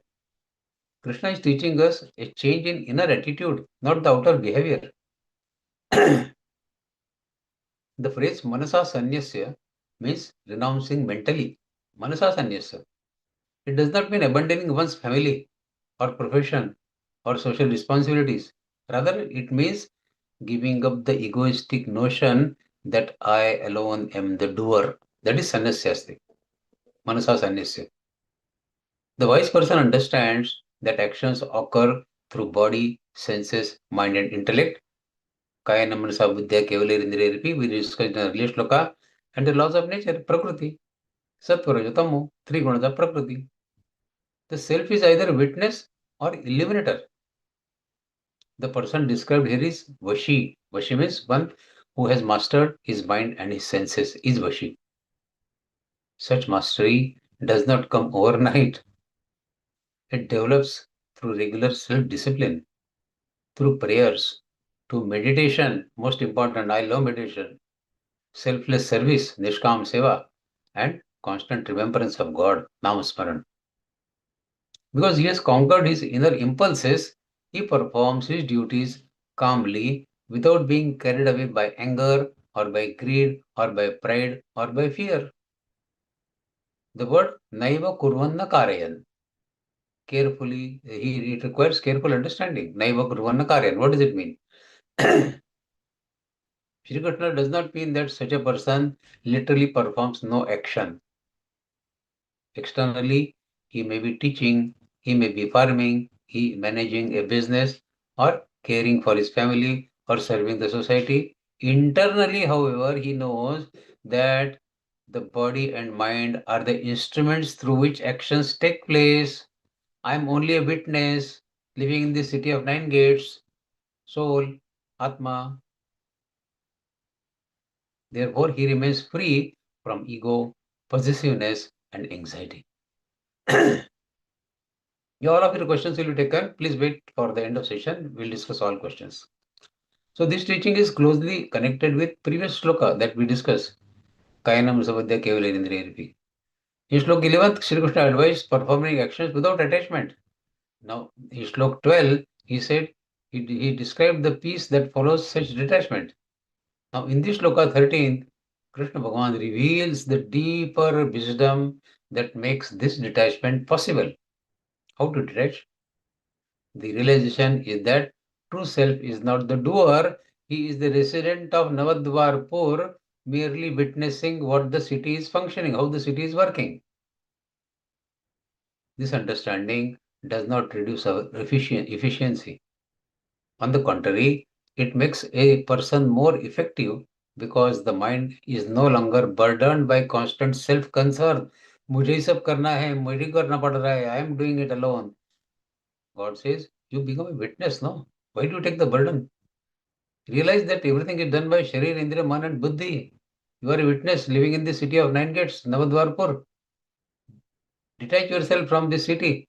You say that I am living in the city. I am not the city. I am not the body. I am not the mind. I am not the intellect. So one works with complete dedication while remaining inwardly peaceful if he follows this. A skilled pilot flies hundreds of passengers across continents. I am presently in London and I have come traveling. So keep traveling internationally many times. Before every flight, the pilot carefully checks the aircraft, weather reports, instruments, flight plan. During the journey, he continuously monitors the controls. After landing safely, a passenger praises him by saying, "You alone brought us here. Thank you so much, pilot Saab. Because of you, we have safely landed here." The pilot smiles and he replies, "I was only one part of the process. The engineers maintained the aircraft. Air traffic controller guided us. The crew ensured passenger safety. Modern technology assisted us. And above all, God's grace. It protected every one of us." Despite his expertise, the pilot does not develop an inflated ego. He performs his duty with excellence while recognizing that many visible and invisible factors contribute to every successful outcome. This reflects Sri Krishna's teaching in these 2-3 shlokas. The wise person does not deny his responsibility, but neither does he claim exclusive ownership of every achievement. Such humility, it keeps the mind peaceful and free. So what we learn from this shloka for our day-to-day life is modern life often encourages us to identify completely with our achievements. We say, I built this business, I raised this family, I achieved this success. While effort is essential, Krishna reminds us that our abilities, our health, our opportunities, our supportive people, and our favorable circumstances are all gifts that make action possible. When we recognize ourselves as caretakers rather than owners, we are the caretakers, not the owners, and the instruments rather than absolute doers. Shri, Indra, Buddhi are the instruments. Our work becomes lighter, and our relationships become more harmonious. Success no longer produces arrogance in us, and failure no longer destroys our confidence. The city of nine gates, Navadvarpur, is a temporary dwelling for our soul. This is our temporary residence. Like somebody get transferred from Mumbai to Delhi. Likewise, we are living in this Navadvarpur temporarily. Next life, we will live in another Navadvarpur. This is a temporary residence of our soul, of us. The true resident is immortal self. Remembering this truth enables us to perform every duty with sincerity while remaining free. Yeah. So remembering this truth enables us to perform every duty with sincerity while remaining free from ego and from attachment. So this shloka teaches us that liberation, moksha, begins not by abandoning the karma action, but by abandoning the false notion of doership. Kartatva bhiman ka tyag. Give up that. You are not the doer. Shri, Indriya, Man, Buddhi, Indriya are they are the doer. You are a soul witness. You are living in the city of nine gates, Navadvarpur, full stop. The body acts, the senses function, and the world becomes according to it. The world moves according to God's laws, not according to your wishes. While the realized soul remains the peaceful witness, performing every duty with humility, mastery, and inner joy. So this shloka, it helps us to recognize that we are not body. Always remember this sentence. We never say, I am Delhi. I live in Delhi. Likewise, I am a soul living in the city of nine gates. I am living in Navadvarpur. That me. Next shloka, 14th. न कर्तृत्वं न कर्माणि लोकस्य सृजते प्रभुः न कर्मफल संयोगम स्वभावस्तु प्रवर्तते. God is clarifying one big doubt which we all of us have. God says na means not. Kartrutvam, the sense of doership, feeling that I am the doer. Karmani, of our karma actions. Lokasya, of all living beings of the world. Srijati, to create. Prabhu, the Supreme Lord. Karmaphala, fruits of our action. Sanyogam, connection or association. Swabhav, one's inherent nature, our swabhav. Tendencies which are formed by our three gunas. Sattva, Rajatamo is our swabhav. Pravartate is operates, functions or sets in motion is pravartate. Shri Bhagavan says, the Supreme Lord does not create the sense of doership. न कर्तृत्वम, मैं कर्तृ भाव में पैदा नहीं करता हूं. I don't create this sense of doership in you, nor does he compel people to perform actions. न कर्माणि, आप ये एक्शन करो, ये सभी में बोलता नहीं हूं. I don't create the sense of doership in you, nor do I compel people to perform a specific action or arbitrarily distribute their results. न कर्मफल संयोगम. It is one's own nature, swabhav, shaped by past impressions, that means our past sanskars, and three gunas of prakriti, sat, prajatamo, that impels one to act. God says, make me free from this. I am not giving you this sense of doership. Nor do I tell you do this and don't do this. You do it based on your nature, your samskar, and three gunas of prakriti. Why do you connect everything to me? This shloka addresses a question that has puzzled humanity for centuries. If the God is all powerful, why do people commit good and bad actions? Is God responsible for human behavior? Lord Krishna gives a clear and profound answer to this question. The Supreme Lord does not create our ego, compels us to act, or unfairly assign the results of our actions. Instead, every individual acts according to his or her svabhav. The natural tendencies shaped by our past sanskars is our svabhav, our habits, our upbringing, and the influence of three gunas of prakriti, sat, praja, tamo. Think of sunlight. The sun shines equally on a temple, on a hospital, on a garden, on a garbage dump also, isn't it? It does not choose whether its light falls or what people do in that light. Somebody may be committing crime, somebody may be doing spiritual studies under sunlight. One person may read sacred scriptures like Bhagavad-Gītā or Vishnu Sahasranam, another may commit a crime. The sun is not responsible for either action. Similarly, God provides us life, intelligence, energy, and opportunities. Full stop. How we use these gifts depends on us, on our own nature, and our own choices. Otherwise, God would have compelled everyone to come and learn and Bhagavad Gita and sit in Gita class. How many of us do that? Isn't it? The phrase na karturtam means that God does not create the false ego that says, I alone am the doer. This is self-created misnomer by us that I am the doer. This sense of doership arises when the individual identifies with the body. Body does the karma and say, I have done it. The karma is done by your mind and body. So instead of recognizing yourself as true self, you are identifying with body and mind. That is your folly. Similarly, na karmani indicates that God does not force anyone to perform specific action. Human beings possess the free will. Everybody has free will, whether to learn Gita or not to learn, isn't it? They can go and sit in a movie theater for 3 hours instead of sitting in Gita Vivajan for 1 hour, isn't it? It is free will.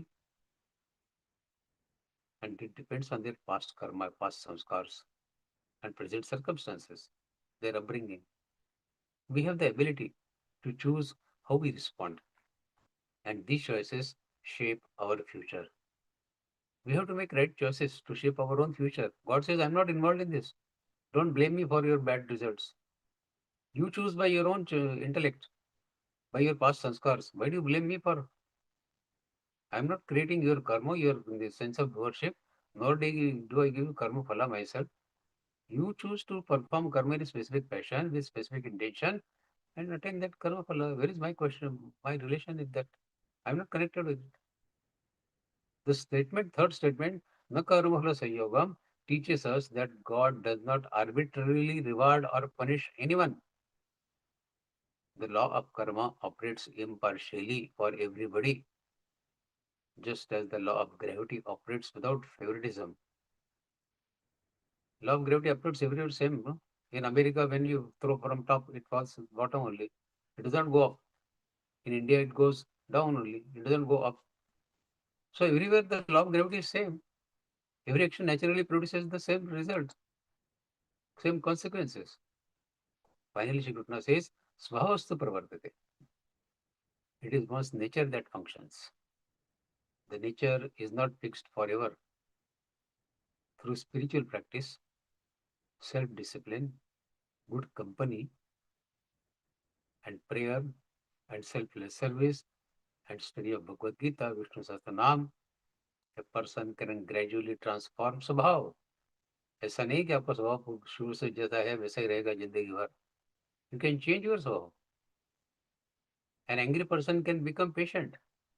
A selfish person can become compassionate. And a restless mind can become a peaceful mind.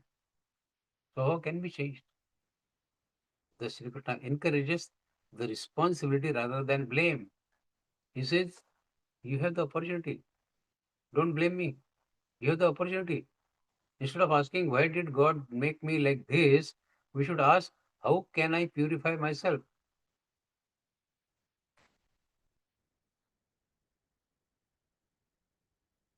My audio is not clear? I think it is clear. Not And a bit louder if possible. A bit louder if possible. music teacher, he gives the same high quality violin practice to two students, training. The first student practices every day with dedication. He listens carefully to his teacher, corrects his mistakes while playing the violin, and gradually becomes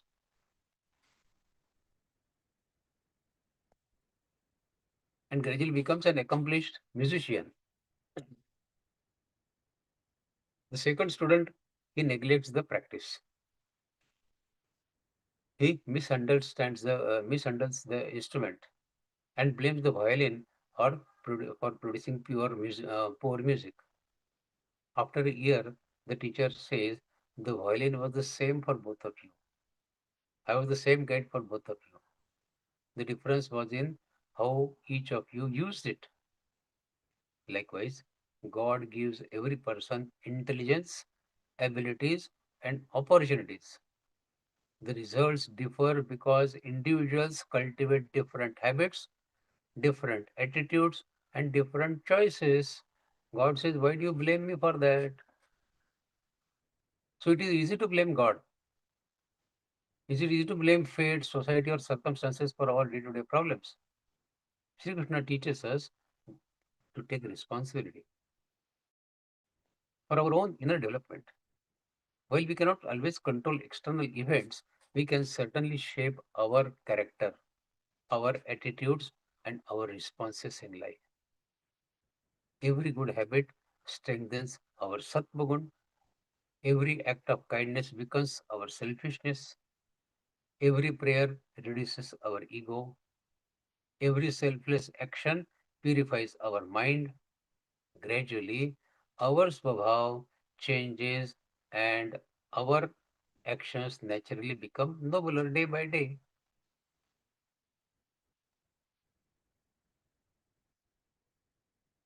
My voice is not clear? Take. Now okay, bhai. Now okay. A bit louder is good. No. Earlier it was a bit low. Earlier it was a bit low. Now it's okay. It's okay, na? Yeah. Now okay.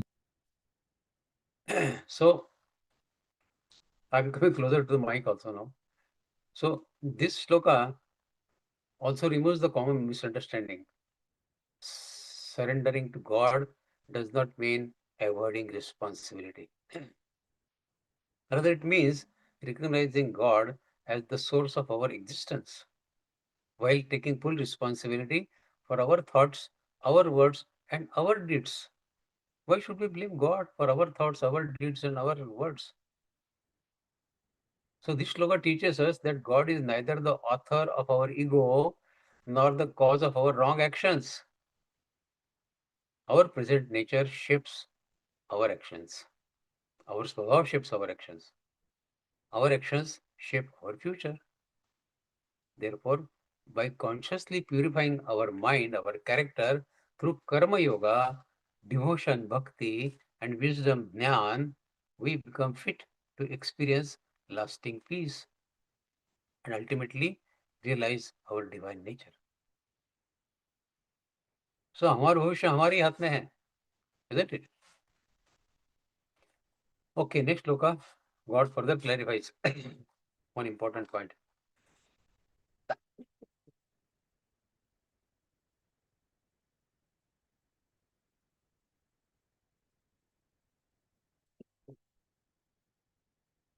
Shloka.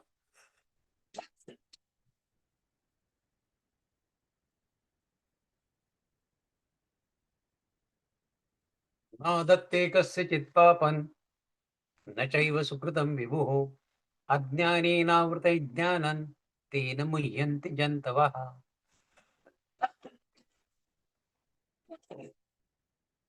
No adapte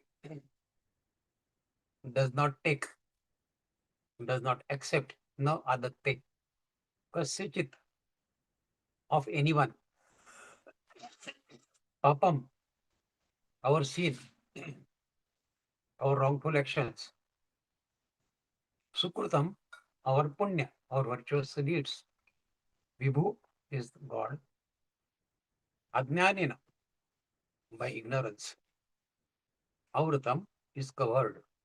Jnanam is our knowledge, true knowledge of the self. Atma Jnana.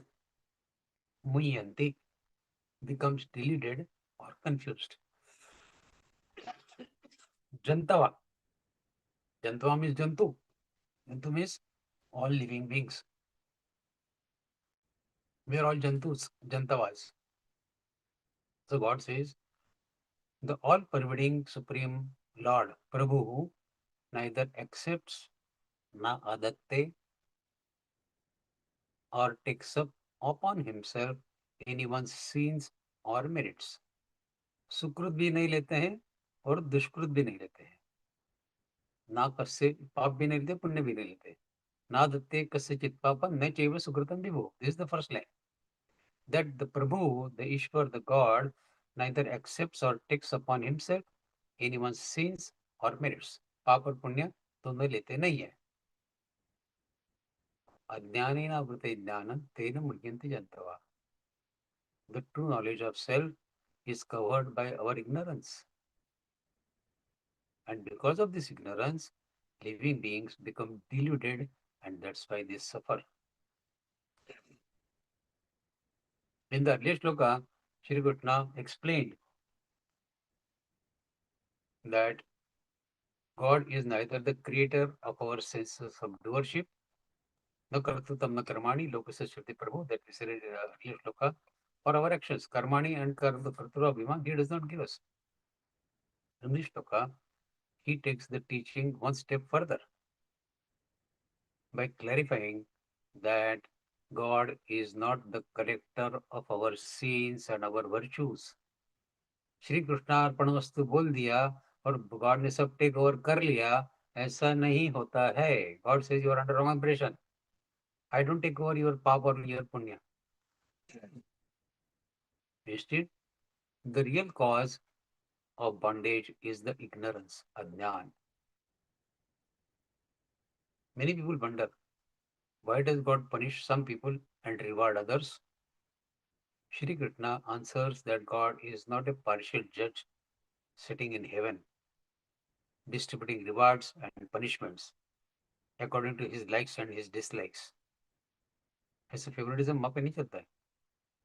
He is Vibhu. Vibhu means he is all pervading, impartial reality that shines equally in every being. Just as fire burns everyone who touches it, irrespective of caste, religion, nationality, or social status, the law of karma works impartially like the fire. God's actions naturally produce beneficial results, while harmful actions bring painful consequences. God has established this universal law himself through Prakriti, but he does not interfere with it out of favoritism. ये मुझे अच्छा लगता है, so I will not punish him. This fellow is bad for me, so I will punish him. No such favoritism. The second half of this shloka reveals the real problem. Ajnanena vritai jnanam. That is why we are learning Geeta, to remove our ajnan. Our ajnan has covered our jnan. Ajnana vritai jnanam means knowledge is covered by ignorance. Every human being, in essence, is immortal Atma. We saw that in earlier shloka also. In Navad that Atma is staying, is residing. Atma is full of peace, full of wisdom and bliss, because he is Mamamosha Jivalokya. He is a fragment of God himself. However, this truth is hidden by ignorance. This truth is hidden by ignorance. Just as the bright sun is hidden by thick clouds, this Atma Dhyan is hidden by our ignorance. The clouds do not destroy the sun. They merely prevent us from seeing the sun. Similarly, Ignorance does not destroy our divine wisdom, our divine nature. It only conceals it. And once we learn Gita, once we learn Vishnu Sahasranam, we start understanding, doing contemplation, manan, chintan, dhyan on these shlokas, that veil of ajnan starts getting removed slowly but surely. And that Atmajnan starts getting revealed in ourselves. What is ignorance, we call it? It is a mistaken belief that I am this body. Is ajnan. My happiness depends entirely on external objects. Is ajnan. Wealth, power, and recognition will give me permanent fulfillment. Is ajnan. I alone am the doer and enjoyer. Is ajnan. God says, your jnana has been covered by this ajnana. Because of these false notions, people become attached, fearful, jealous, angry, and dissatisfied. Shri Krishna says, Tena muhyanti jantava. Because of this ignorance, living beings become deluded. Knowledge in the Bhagavad Gita is not merely intellectual information. A person may memorize every chapter of Bhagavad Gita, all 700 slokas, can get certificate from Shringeri also, or can become Gita Bharati in Gita Pariwar also. He still remains restless if its wisdom is not transformed his life. That's why I always insist that Gita should be read with proper understanding of every word of Gita, every meaning between the lines of Gita, and doing dhyan on every shloka of Gita. Shloka is the best way of getting that jnana of Gita in our day-to-day behavior. If you want the Gita jnana to get reflected in our day-to-day behavior, there is no other way other than doing dhyan on Gita shlokas. So a person may recognize every shloka of Bhagavad Gita. He may memorize, but that does not make him dhani. He may at the most may get a certificate, Gita Bharati ho gaye. He can hang it on the wall or show it to his relatives when they go visit his house. That does not make him dhani. When this wisdom is it dawns that all this misunderstanding that I am the body or my happiness depends on the material success or wealth, power, recognition is the only success in life or I am the only doer and enjoyer. When this ajnan dissolves, selfishness gradually disappears. One begins to perform duties with humility, namrata, compassion, and detachment. The mind becomes peaceful because it no longer depends entirely on external circumstances for happiness. He now knows how to find happiness by himself, within himself. It does not depend on external things at all. The Shri Krishna identifies ignorance, not God, not fate, not the world, as the root cause of human sufferings. We keep blaming God, we keep blaming our fate, we keep blaming the world for our sufferings. God says, no, that is not correct. Your ajnan is the root cause of your sufferings.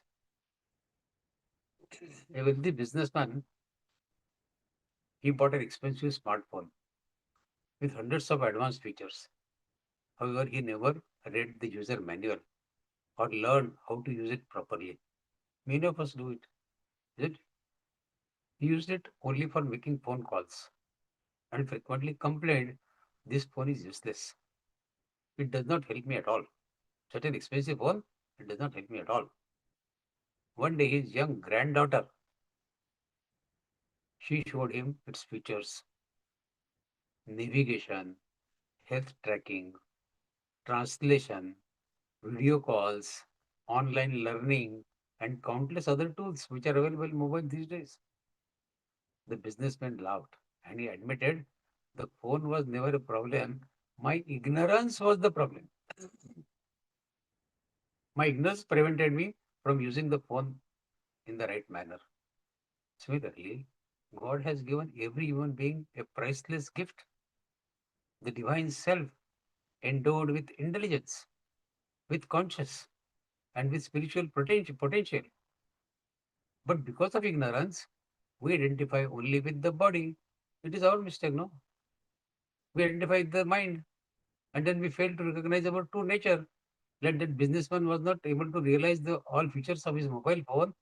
We are unable to realize ourselves as true soul.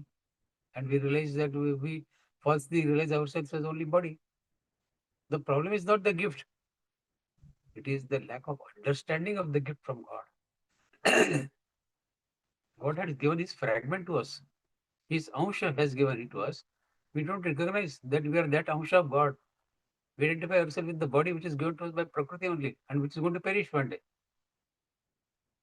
Instead of realizing ourselves as imperishable soul, we falsely realize that we are the body which is going to perish one day.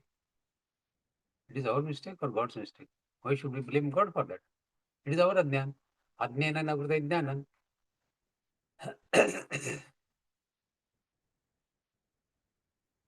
So whenever difficulties arise in life, it is tempting to blame God or the destiny. What is the problem? I don't understand about audio. What can I do? Krishna gently redirects our attention inward. Don't look for excuses outside God, destiny, or other people. Look inside. Pay attention to inward. Instead of asking why this has happened to me, we should ask what ignorance within me needs to be removed. Every day provides an opportunity to remove a little bit of ignorance by studying Bhagavad-Gītā, by studying Vishnu Sahasranam or other scriptures, reflecting on their teachings, not merely reading, but reflecting on their teachings, practicing selfless service, meditating regularly, keeping the company of wise and noble people, remembering God in all actions. As ignorance decreases, wisdom naturally shines forth. Just as the sun appears when the clouds disperse. Similarly, when the ignorance disperses, the jnana, it gets revealed, it appears. So this shloka states that God is perfectly impartial. He neither takes away our sins nor claims our punya virtues. Our sufferings arise because of our true knowledge is covered, is veiled by ignorance. Ajnanena vrtaijnanam. The moment this ignorance it begins to disappear through spiritual practice and right understanding, confusion gives way to clarity, restlessness gives way to peace, and bondage gives way to freedom. So when this ajnana is removed, all these things can happen. Next loka. ज्ञानेन तज्ज्ञानं येषां नाशितमात्मनः तेषामादित्यवैज्ञानं प्रकाशयति तत्परम्. The time now? Oh, okay, we should make it fast now. We'll go directly to the meaning of shloka instead of going word by word. God says, for those whose ignorance has been destroyed by true knowledge of the self, Atmadyan, that knowledge shines like the sun and reveals the supreme reality. After explaining in the previous shloka that ignorance is the root cause of human sufferings, Lord Krishna now describes what happens when that ignorance is removed. By reading Gita, by doing contemplation of shlokas of Gita, when that ignorance is removed, what happens? This happens. He compares spiritual knowledge to the rising sun. This is one of the most beautiful metaphors again in Bhagavad Gita. Imagine a dark room that has remained closed for 100 years. Darkness seems overwhelming. Yet the moment a window is slightly opened and the sunlight enters that room, the darkness disappears instantly. The sun does not fight with the darkness. It simply shines. And darkness has no existence of its own. Similarly, ignorance appears powerful only until true knowledge arises. Once you start understanding Gita, in the right perspective, with contemplation, manan, chintan, dhyan, this ignorance starts going away. The moment a person realizes that I am not merely the body or mind, I am the eternal Atma living in this Navadvarpur, a part of supreme reality, Mama Vamsho and Sarvasya Amrisan Vishto, the confusion that dominated life begins to disappear. Krishna deliberately uses the expression Jnanena rather than by rituals. By doing karma kanda puja, this Ajnan cannot be removed. It is to be removed by Jnan only. It cannot be removed by wealth. It cannot be removed by external achievements. Krishna says Jnanena, by knowledge only. Rituals, charity, pilgrimage, or worship are all valuable, of course, yes, because they purify the mind. That's all. However, the final removal of ignorance comes through self-knowledge by Jnanena, gained by studying the scriptures, reflecting deeply upon their meaning, meditating on their message, and living according to their teachings. That is Jnanena. The comparison is with Adityavat. That means the sun god. It is especially meaningful. The sun does not create mountains or rivers or trees. They already exist, isn't it? The sun merely reveals them. When the sun rises, we start seeing the rivers. We start seeing the trees, the mountains. The sun god has not created them. They are already there. The sun merely reveals them. Likewise, the spiritual knowledge does not create God or the self. He is already there. The supreme reality is always present in all of us. Knowledge simply removes the veil that prevented us from recognizing this. So this shloka also teaches us that enlightenment is not acquiring something new. It's not like buying a new house. Rather, it is discovering that has always been true. A necklace hanging around one's own neck is often searched for everywhere else. गले में necklace और घर भर ढूंढते रहते हैं लोग बाग. मेरा रिंग किधर गया, मेरा नेकलेस किधर गया, where is my necklace, where is my ring? It is in your hand, it is in your neck only. When someone points it out, अरे तुम्हारे गले में ये necklace or the ring is in your hand only. No new necklace is created, only ignorance removed it. For family people, this teaching has immense practical value. We often think peace depends on acquiring a better job, or more wealth, or greater recognition, or improved relationships. While these have their place in life, Shri Krishna reminds us that lasting peace comes from understanding our true identity. External improvements may increase comfort, yes, but only self-knowledge removes existential insecurity of life. The phrase Tatparam refers to Supreme, the reality, the Parabrahma, the ultimate truth, that Param Tattva. As ignorance disappears, the devotee begins to perceive the divine presence in himself, in others, and throughout the creation. His outlook changes completely. He starts realizing Vasudevam Sarva Iti. When you study 10th Adhyaya Vibhuti Yoga, you will realize this more. Instead of seeing separation or competition or conflict everywhere, he begins to see unity, compassion, and divine order everywhere. This transformation does not happen overnight. It is a result of continuous karma yoga, devotion, meditation, and scriptural studies. Every sincere spiritual knowledge practice gradually removes another layer of ignorance until knowledge shines unobstructed like the midday sun.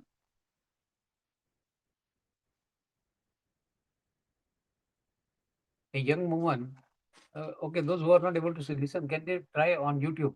Maybe YouTube can give you clear audio.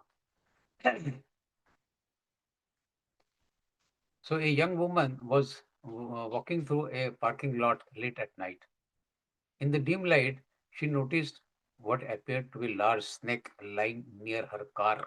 My goodness. Terrified, she froze and refused to move. A security guard arrived with a powerful flashlight. As soon as he directed the light towards the object, she realized that it was only a coiled rope. Nothing in the parking lot had changed. The rope had not become something else. The only change was the arrival of light, which removed the mistaken perception.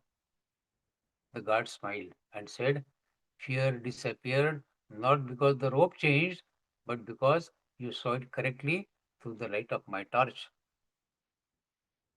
Life is much the same. We fear failure, aging, loss, and death because we identify only with the body and positions. The day we realize we are the soul residing in this Navadvarpur, only a witness who is immortal, this fear will evaporate. When the light of spiritual wisdom shines, we realize our eternal nature, that we were there when before this body was there. We are there when this body exists and will continue to be there when the body perishes after a few years. Many fears that once dominated our lives, they lose their power when we understand Gita in this context. So every day we face situations that create anxiety, disappointments, or confusion. Before blaming circumstances, Krishna encourages us to ask, am I seeing this situation with wisdom or through the lens of ignorance?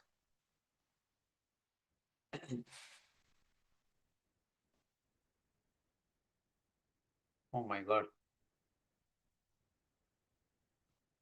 What to do now? I'm shouting at the top of my voice. Is everybody having the same problem of my audio? Now is okay. Now is okay, Bhaiya. Now when you're speaking, now is very good. But earlier we have a problem with listening to you properly. So knowledge gradually, Yeah, now it's good. okay, those who can hear, thank you. So knowledge gradually grows. It's perfectly heard. Thank you so much. Thank you. So daily study of Bhagavad Gita, the knowledge grows when we study Bhagavad Gita every day. Reflection on the teaching of Gita every day. Oh, thank you so much. Meditation and prayer. It helps growing our knowledge. Selfless service, Nishkam Seva, or keeping the company of noble and wise people, Satsanga. Practicing humility and self-discipline. As this knowledge deepens, okay, great, thank you so much. Our reactions become calmer, our decisions become wiser, and our relationships become harmonious. Just as the rising sun effortlessly removes the darkness of night, true self-knowledge effortlessly removes the darkness of ignorance, which is covering our Atmadnyan, Ajnanana Pradnyanam. So this shloka teaches us that ignorance is the only obstacle separating us from the supreme reality.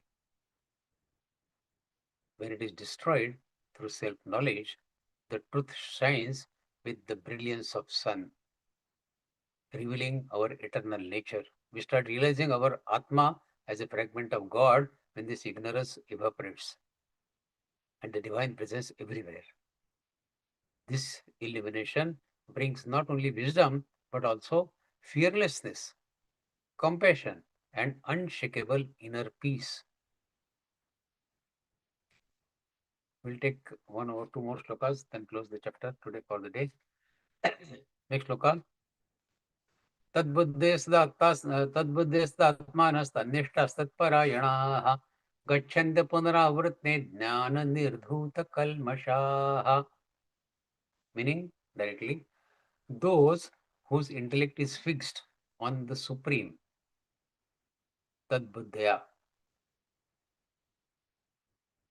whose minds are absorbed in Him, Tadatmana, and who are steadfast in Him, Tannishtha, and take Him at the right goal, Atma Tatparayanaha.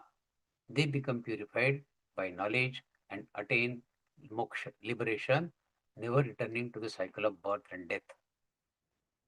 So in the earlier shloka, Shri Krishna compared spiritual knowledge to the sun that removes the darkness of ignorance. In this shloka, he describes qualities of those in whom that knowledge has fully blossomed. What change takes place in their life when this knowledge fully blossoms?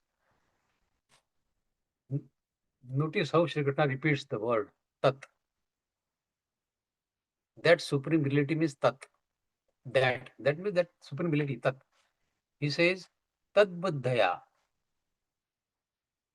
Their intellect is fixed on that Tat, that means on God.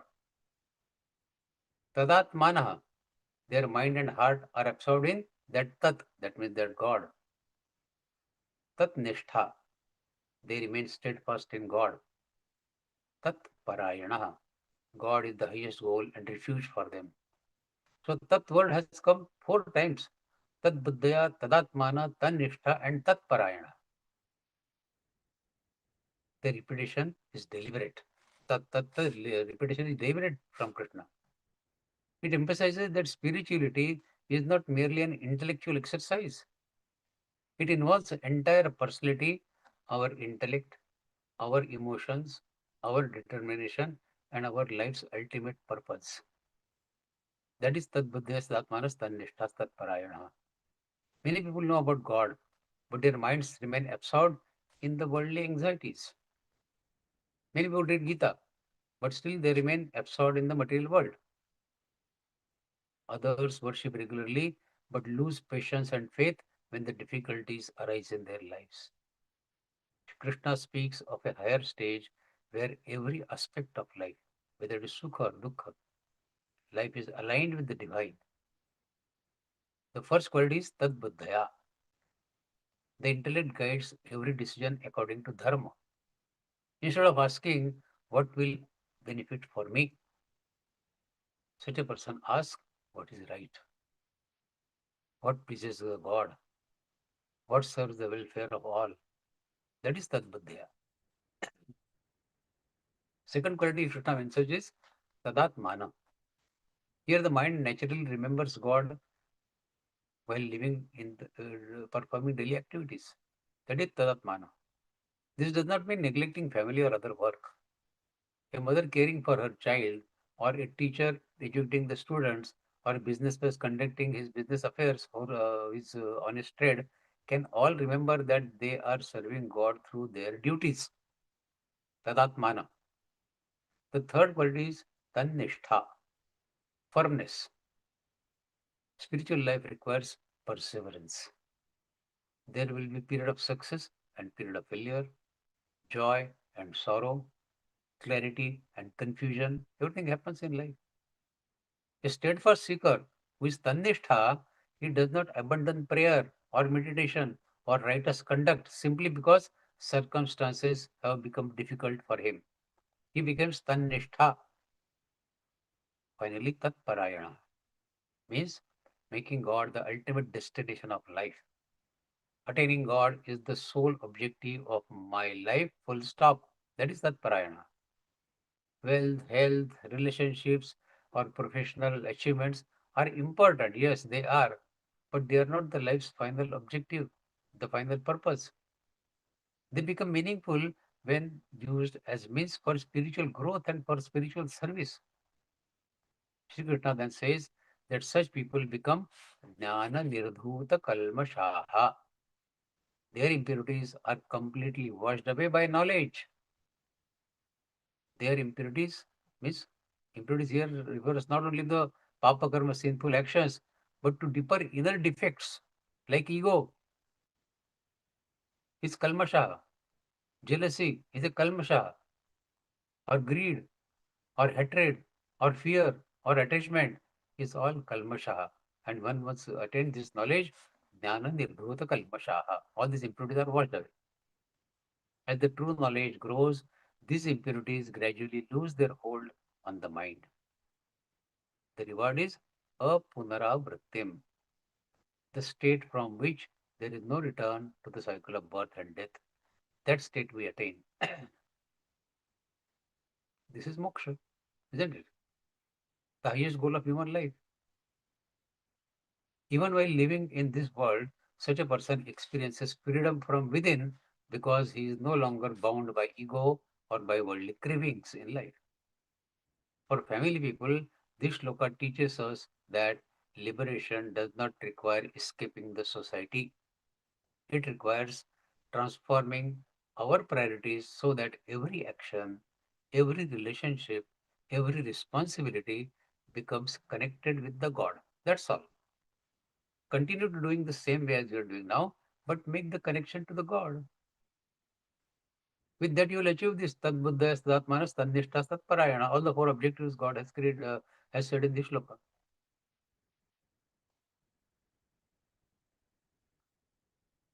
Many shlokas to take. I don't know who to take now. Should we stop now?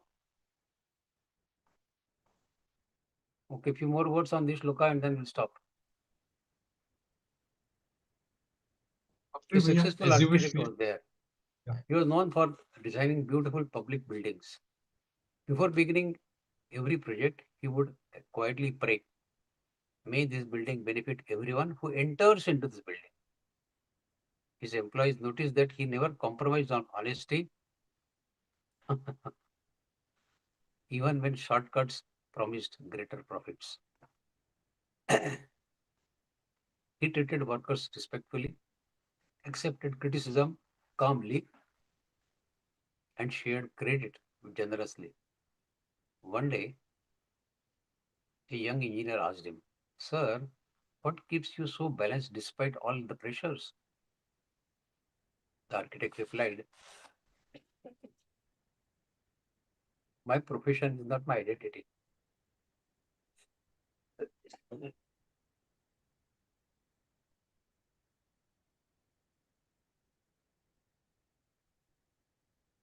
What is my worship?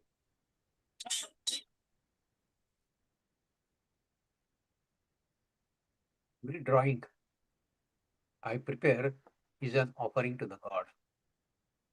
Success belongs to Him, so does the failure. My responsibility is only to give my best. Although he lived an active worldly life, his intellect, his heart, and purpose remained anchored in the divine. That is what we call tad buddhayas manas tannishtas tat parayanaha. So this line can be followed in our day-to-day life while performing every samsaric karma, family duty. This is the living example of tad buddhayas manas tannishtas tat parayanaha. So modern society encourages us to divide life into spiritual life and worldly life. Isn't it? People who are in spirituality, they say, I can't focus on the material life because I'm engaged in spirituality. Those who are engaged in worldly life, they'll say, I can't focus on the spiritual life because I'm living my family life. Krishna removes this division. He says, your spiritual life and your worldly life can be connected together very nicely. Every deity can become spiritual when our intellect seeks truth, our mind remembers God, our determination remains firm in righteousness, and our life's purpose is God realization. So the practical way to apply this shloka is to ask ourselves every day 4 questions. Is my intellect making righteous decisions? Does my mind remember God while doing family work or while doing samsaric karma? Am I steadfast in my spiritual practices despite difficulties in life? If I have decided to read 2 adhyayas of Gita every day, do I do it even in times of difficulty? And is God truly my highest goal? Or earning money is my highest goal? Or God is my objective, only objective, or merely one among many objectives? If we honestly strive to find these 4 areas, our character gradually becomes purified. Anger decreases, compassion increases, and inner peace becomes natural for us. So this shloka teaches us that spiritual realization is not achieved through occasional acts of devotion, but through complete alignment of intellect, buddhi, mind, man, determination, and purpose of life with the Supreme. Such a seeker, such a devotee, he becomes purified by knowledge. Ajnanina vrta jnanam jo hota hai, wo this is this. He lives in unwavering peace and attains the ultimate objective of human life, that is liberation, moksha. The eternal state beyond sorrow, beyond fear, and beyond the cycle of birth, what we call as moksha, can be attained by practicing these 4-5 shlokas what we have discussed today. So let us pay full attention to these shlokas, and if the next time the time permits and if you all agree, we'll do meditation on these shlokas because they will change our life forever, take us on the path of moksha forever. Till we will breathe our last, we'll be on the path of moksha instead of path of bondage. That power these shlokas have. So we should definitely do some meditation on these shlokas when the time permits us. Thank you so much for your patience. Jai Shri Krishna to all. Now the forum is open for your questions. If it is not too late for you, you can ask questions or you can reserve it for the next session. We can discuss questions in the next session as well. Up to you. We can go to questions. I think there are 1 or 2 questions only. If we can finish, be easy. If time permits, let us see what question. Bhaiya, first of all, thank you very much. We are our deepest gratitude for such an enlightening, inspiring, and thought-provoking exposition on Karma Sannyasa Yoga. Your lucid explanations have deepened our understanding of the Gita and inspired us to practice Nishkam Karma with greater awareness, devotion, and inner purity. We sincerely thank you for sharing your wisdom with all of us. I have a small announcement to make for all these sadhaks. The next level 1 Gita batch will commence on 7th August 2026. I request you all to ask your friends, relatives, acquaintances to register for L1 batch through Learngeeta.com. Now we can go for questions. Let Bhaiya come back. We will start for a few questions at least, though we are a bit late, but it should be okay. Some questions can be taken depending upon Bhaiya's convenience. Yes, we'll discuss meditation in the next session. Yeah, but can we, do we take some questions now, Bhaiya? If it's convenient to Yeah, you? we can take questions, no problem. Yeah, Or if all of them agree, we can do meditation also today, no problem. up to you, Bhaiya. We all are ready. I think everybody would be interested.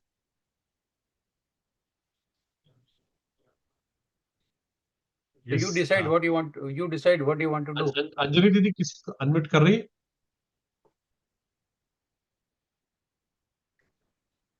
Anjali दीदी?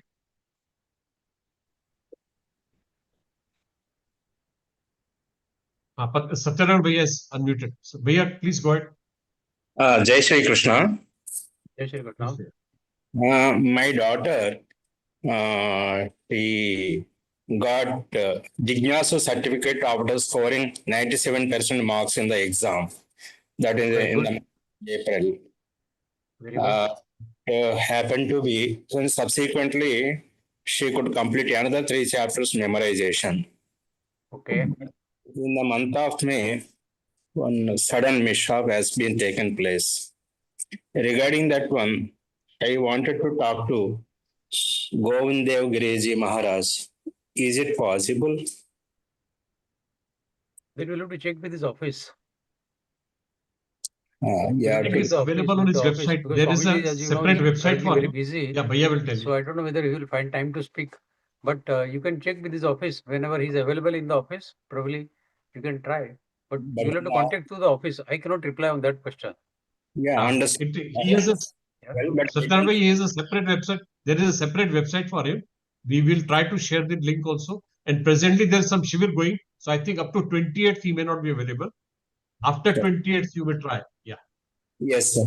But can I have that link or maybe the phone number? I think I will try to find out. Otherwise, I will share my number now. You can call me later or I'll give you the link. So nice. Geeta Didi, please. Yeah. Geeta Didi. जी भैया, can you hear me भैया? Yeah, please go ahead.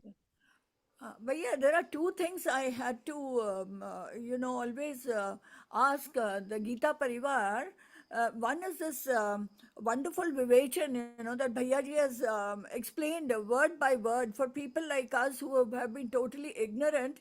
And unfortunately, in schools, I wish we had this Gita as one chapter, one subject. But unfortunately, we lost out. And then, after retirement, now this thing has happened about the Geeta Parivar. So wonderful. And this Vivechan, especially, Bhaiya has been, I want to really thank you with folded hands. But my thing is, Bhaiya, is it possible for the Geeta Parivar, or I don't know how, but is it possible for people like us, who are retired, to understand the Vivechan chapter wise, the whole thing, so we can attend it religiously? So, is it possible, Bhaiya? This is one question. You can listen to this Vivijan on YouTube every day. This is available on YouTube otherwise held every also. Saturday, Sunday. Yeah, and all Vivechans are available on YouTube also, and there is a link also. You can have But all is it Vivechans chapter- available there. Is it chapter wise? Yeah. Chapter wise? Session wise. Yeah. Session wise. Yes. Okay. Just one more thing, Bhaiya, to ask you was, Yeah. see, I forgot, Bhaiya, this one. This I forgot. There are Okay. two things I had to ask you. I forgot, Bhaiya. I'll just come back to you. I don't want to waste your time. Yeah, sure. Whenever you remember, you can come back. No Right. problem. Sorry. Yes, Yudhishthir Bhaiya. Yeah. Good evening, Vikas Bhaiya. Good evening, sir. Boliye. As usual, your vibration is so nice that I get glued to the TV, my mobile. I had one question. Without taking much time, I will ask you. Yeah. You said that during the day we get ample opportunities to relate the slokas. Okay. Yes. But then Yes. there are so many slokas, maybe 700 of them. But how do you know which sloka to be related to particular our karma or activity? How easy it comes through experience, through knowledge, or through more? No, see, whatever sloka you have studied so far, I do not know how many adhyas you have studied so far. If you are in L3, that means you have studied all slokas related to 12th and 15th adhyaya. I am in the process of memorizing 12 chapters. I am preparing for Pathik. So, Oh, great. Okay, and then next, that 6 chapters that I have not yet mastered. Okay. Now, when you see people behaving around you, Yeah. if you have learned by heart Gita slokas, No, not only I have memorized, but I am trying to understand the meaning also. Yeah, that is must. That is what I said. Yeah. That merely reading Gita slokas or memorizing them is not the objective of life. Yes. Objective of life is to bring that message in our day-to-day behavior. Yes. Okay. And we can see that behavior, what Krishna is explaining, that family people, ayukta people behave like this, yukta people behave like this in our day-to-day life when we look around us. Yeah. Now, you can take this one shloka. Yeah. Yukta karma tattva shantimapnoti netikam and yukta kama karena phale sakto nibaddhate. The shloka that we have learned today. Yes. When you see people's behavior around you, you try classifying them in yukta and ayukta. Okay. That's all. Okay. Then you can leave this shloka in your day-to-day life. Yeah. But at the same time, observe your own attitude, mental attitude, I mean, your behavior, your words, and your desires also, whether they are yukta or ayukta. So we have the right to criticize others, but we should have the same intention to clarify and purify ourselves, whether we are yukta or ayukta. Judging others is easy, but judging ourselves is difficult. But that is the main objective of learning Gita, that we should judge ourselves and improve ourselves. No. Yeah, you are right. Since I am spending a lot of time on Gita, and also I am seeing a change in my own attitude and on my actions also. I am more balanced, more stress-free, and of That course, is very good. as you said, observation is very important for self Yes. as well as for others. Okay. Others. So Yes. I think a very good input from you. Thank you so much, and Thank you. keep loving to seeing you on the Vivation every time you come. Thank you. Thank you. Thank you so much. Thank you.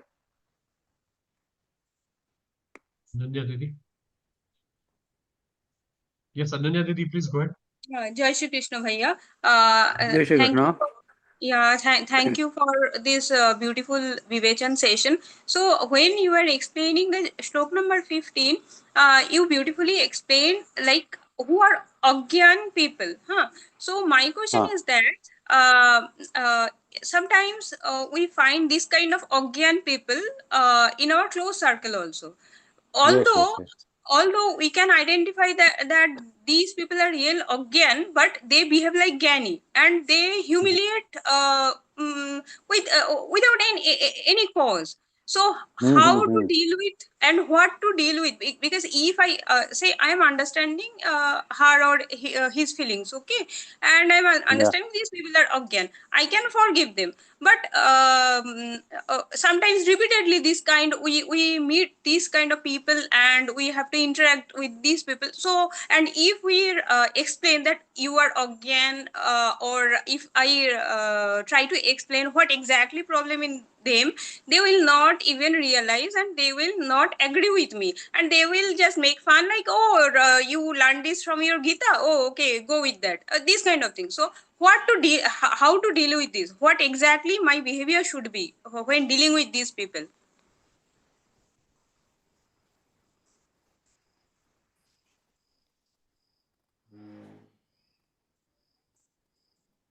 Hello, Hello. am I Yeah, I could not hear your voice. okay, am I not audible? Yeah, now it's okay. Sir, I was asking like these Agyan people sometimes they behave very Gyani, okay, and they humiliate. And if I try to make them understand that these are the problems in you and you can rectify your behavior, they will not understand. Okay, instead of start humiliating. So how to Yeah. deal with these people? See, instead of dealing with them, we should see how we can deal with ourselves. Whether we can change ourselves. To identify Ajnan in others is, as I said, is easy. But are we Jnani to really understand Ajnan in them? The 4-5 points what we discussed, are we ourselves believing in those, or we are understanding Gita? Are we still believing that I am this body? Then we are also Ajnani. Are we saying that my happiness depends on external objects, external achievements? Then I am still a Ajnani. Or if I feel that my wealth, my power, or my recognition in society will give me the permanent peace of life or permanent fulfillment, then we are also Ajnani. Or we feel that I am the alone doer and enjoyer of my karma phala, then I am Ajnani as well.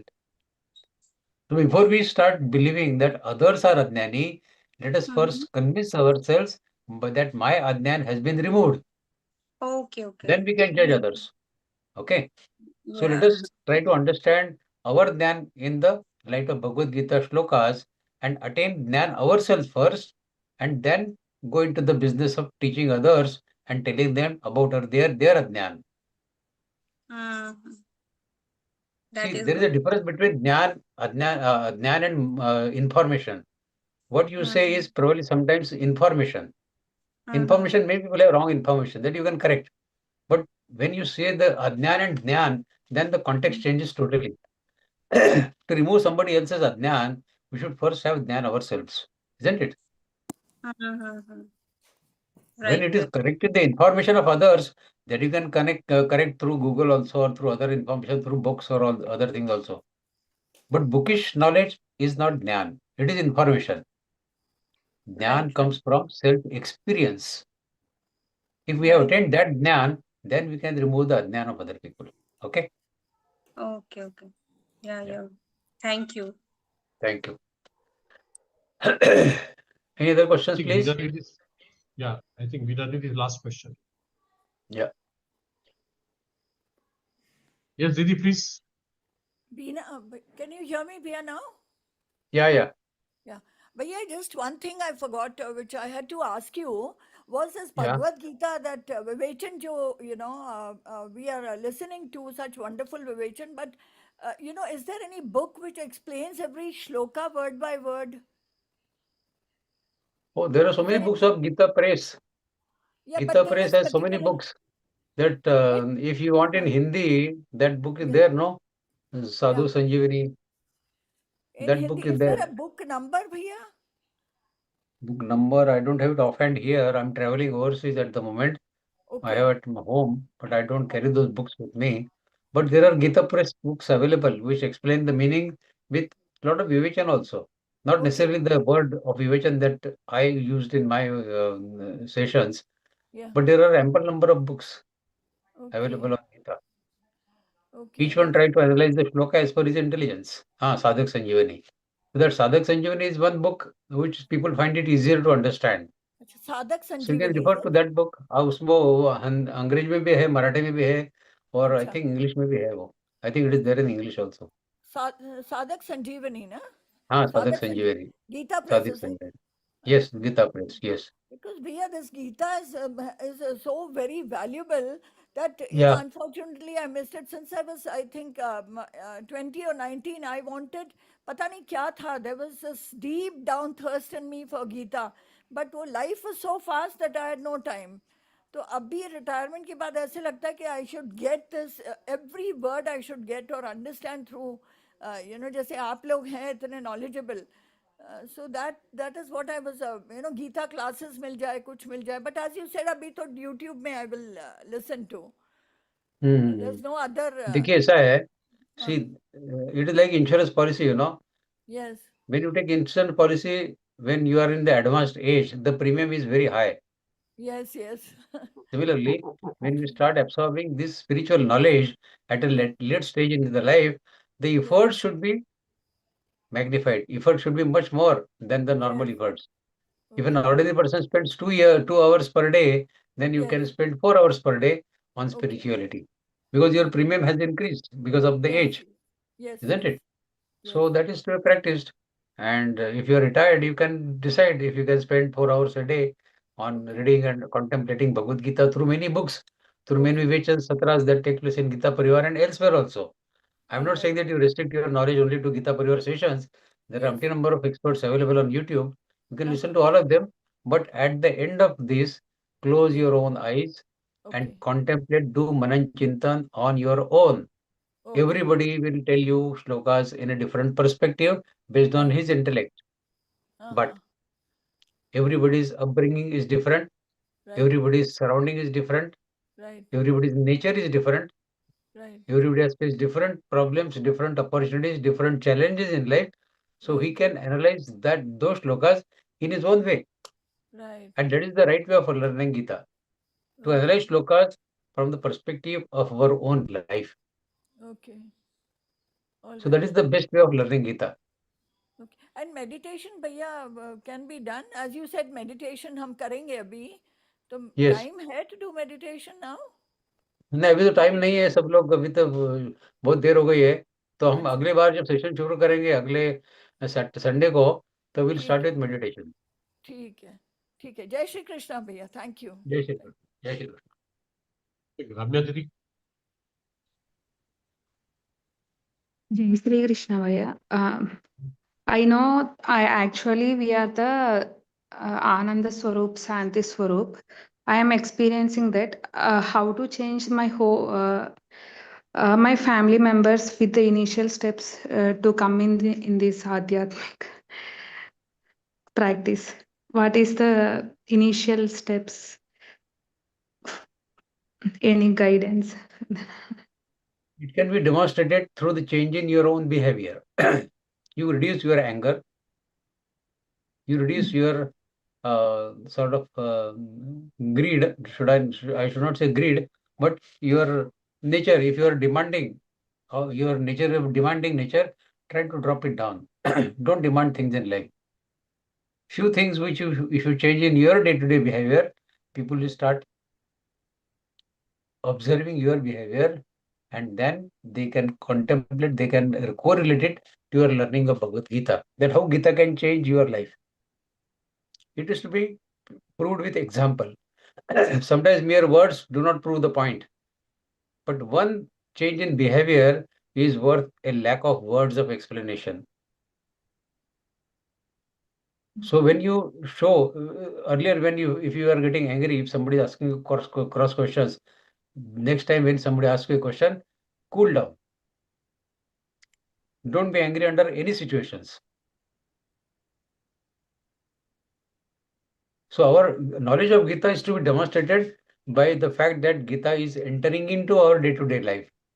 This is to be convinced to people that Gita is not merely for reading, it is a life-changing script by Shri Krishna directly, by God directly. So change in behavior is the best proof of proving it to people that Gita is causing the change in our life. Thank you. Yeah, can we proceed further? I think no more questions now. Yeah. Okay. Yeah. Time for gratitude now. With profound gratitude, we once again offer our humble prayers at the lotus feet of Yogeshwar Shri Krishna and Param Pujya Swami Shri Govindev Giriji Maharaj, whose boundless grace has blessed today's session. Our heartfelt gratitude again to respected Vikas ji Vaidya for sharing such profound spiritual wisdom with us. We are certain that every participant leaves today's session with deeper understanding, stronger conviction, and renewed inspiration to live the teachings of Bhagavad Gita. Our sincere thanks to all our Gita sadhaks for their enthusiastic participation. We look forward to welcoming them again in the next Vivachan session. We also express our heartfelt gratitude to Anjali Joshi Didi and her team for their dedicated efforts in seamlessly managing today's Zoom and YouTube broadcast. To conclude today's divine gathering with prayers of gratitude, I warmly invite Manaswani Tripathi Didi from Brahmapur, Odisha. Manaswani Didi joined Geeta Pariwar in 2024 and lovingly offers GC and Tech Seva. Jai Shri Krishna Didi. Jai Shri Krishna. Yogesham Satchidanandam Vasudevam Brajapriyam Dharma Samsthapakam Veeram Krishnam Vande Jagadgurum Shri Krishnam Vande Jagadgurum. Jai Shri Krishna. Thank you very much for this beautiful and devotional prayer. As we conclude today's Vivachan, let us remember the unwavering devotion, fearless courage, and selfless service find their highest expression in Lord Hanuman. Let us now unite in devotion by collectively chanting the Hanuman Chalisa. Jai Shri Krishna, Jai Gurudev.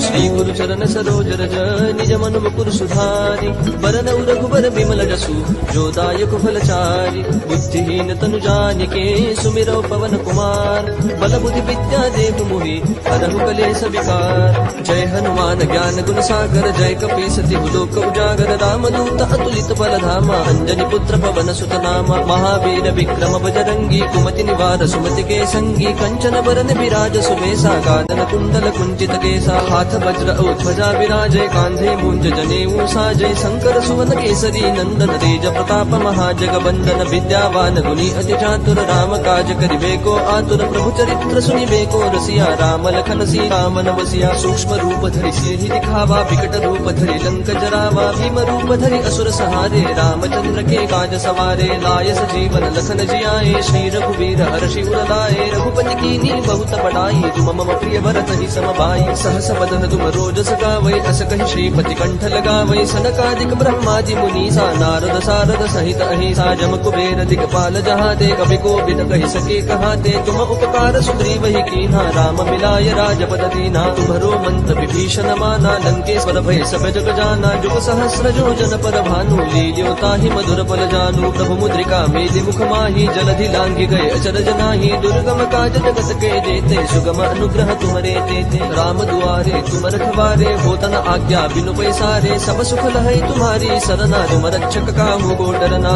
आपन तेज समारो आपै तीनों लोक हाकते कापै भूत पिशाच निकट नहीं आवै महावीर जब नाम सुनावै नासै रोग हरै सब वीरा जपत निरंतर हनुमत वीरा संकट ते हनुमान छुड़ावै मन क्रम वचन ध्यान जो लावै सब पर राम तपस्वी राजा जिनके काज सकल तुम साजा और मनोरथ जो कोई लावै सोई अमित जीवन फल पावै चारों जुग पर ताप तुम्हारा है प्रसिद्ध जगत उजियारा साधु संत के तुम रखवारे असुर निकंदन राम दुलारे अष्ट सिद्धि नो निधि के दाता असबर दीन जानकी माता राम रसायन तुम्हारे पासा सदा रहो रघुपति के दासा तुम्हारे भजन राम को पावै जन्म जन्म के दुख बिसरावै अंत काल रघुवर पुर जाई जहाँ जन्म हरि भक्त कहाई और देवता चित्तन धरई हनुमत से सर्व सुख करई संकट कटई मिटई सब पीरा जो सुमिरई हनुमत बल बीरा जय जय जय हनुमान गोसाई कृपा करहु गुरुदेव की नाई जो सत बार पाठ कर कोई छूट ही बंदी महासुख होई जो यह पढ़ हनुमान चालीसा होय सिद्धि साखी गौरी सा तुलसीदास सदा हरि चेरा की जय नाथ हृदय महडेरा पवन तनय संकट हरन मंगल मूर्ति रूप राम लखन सीता सहित हृदय बसहु सुर भूप सियावर रामचंद्र की जय पवन सुत हनुमान की जय। जय श्री कृष्ण।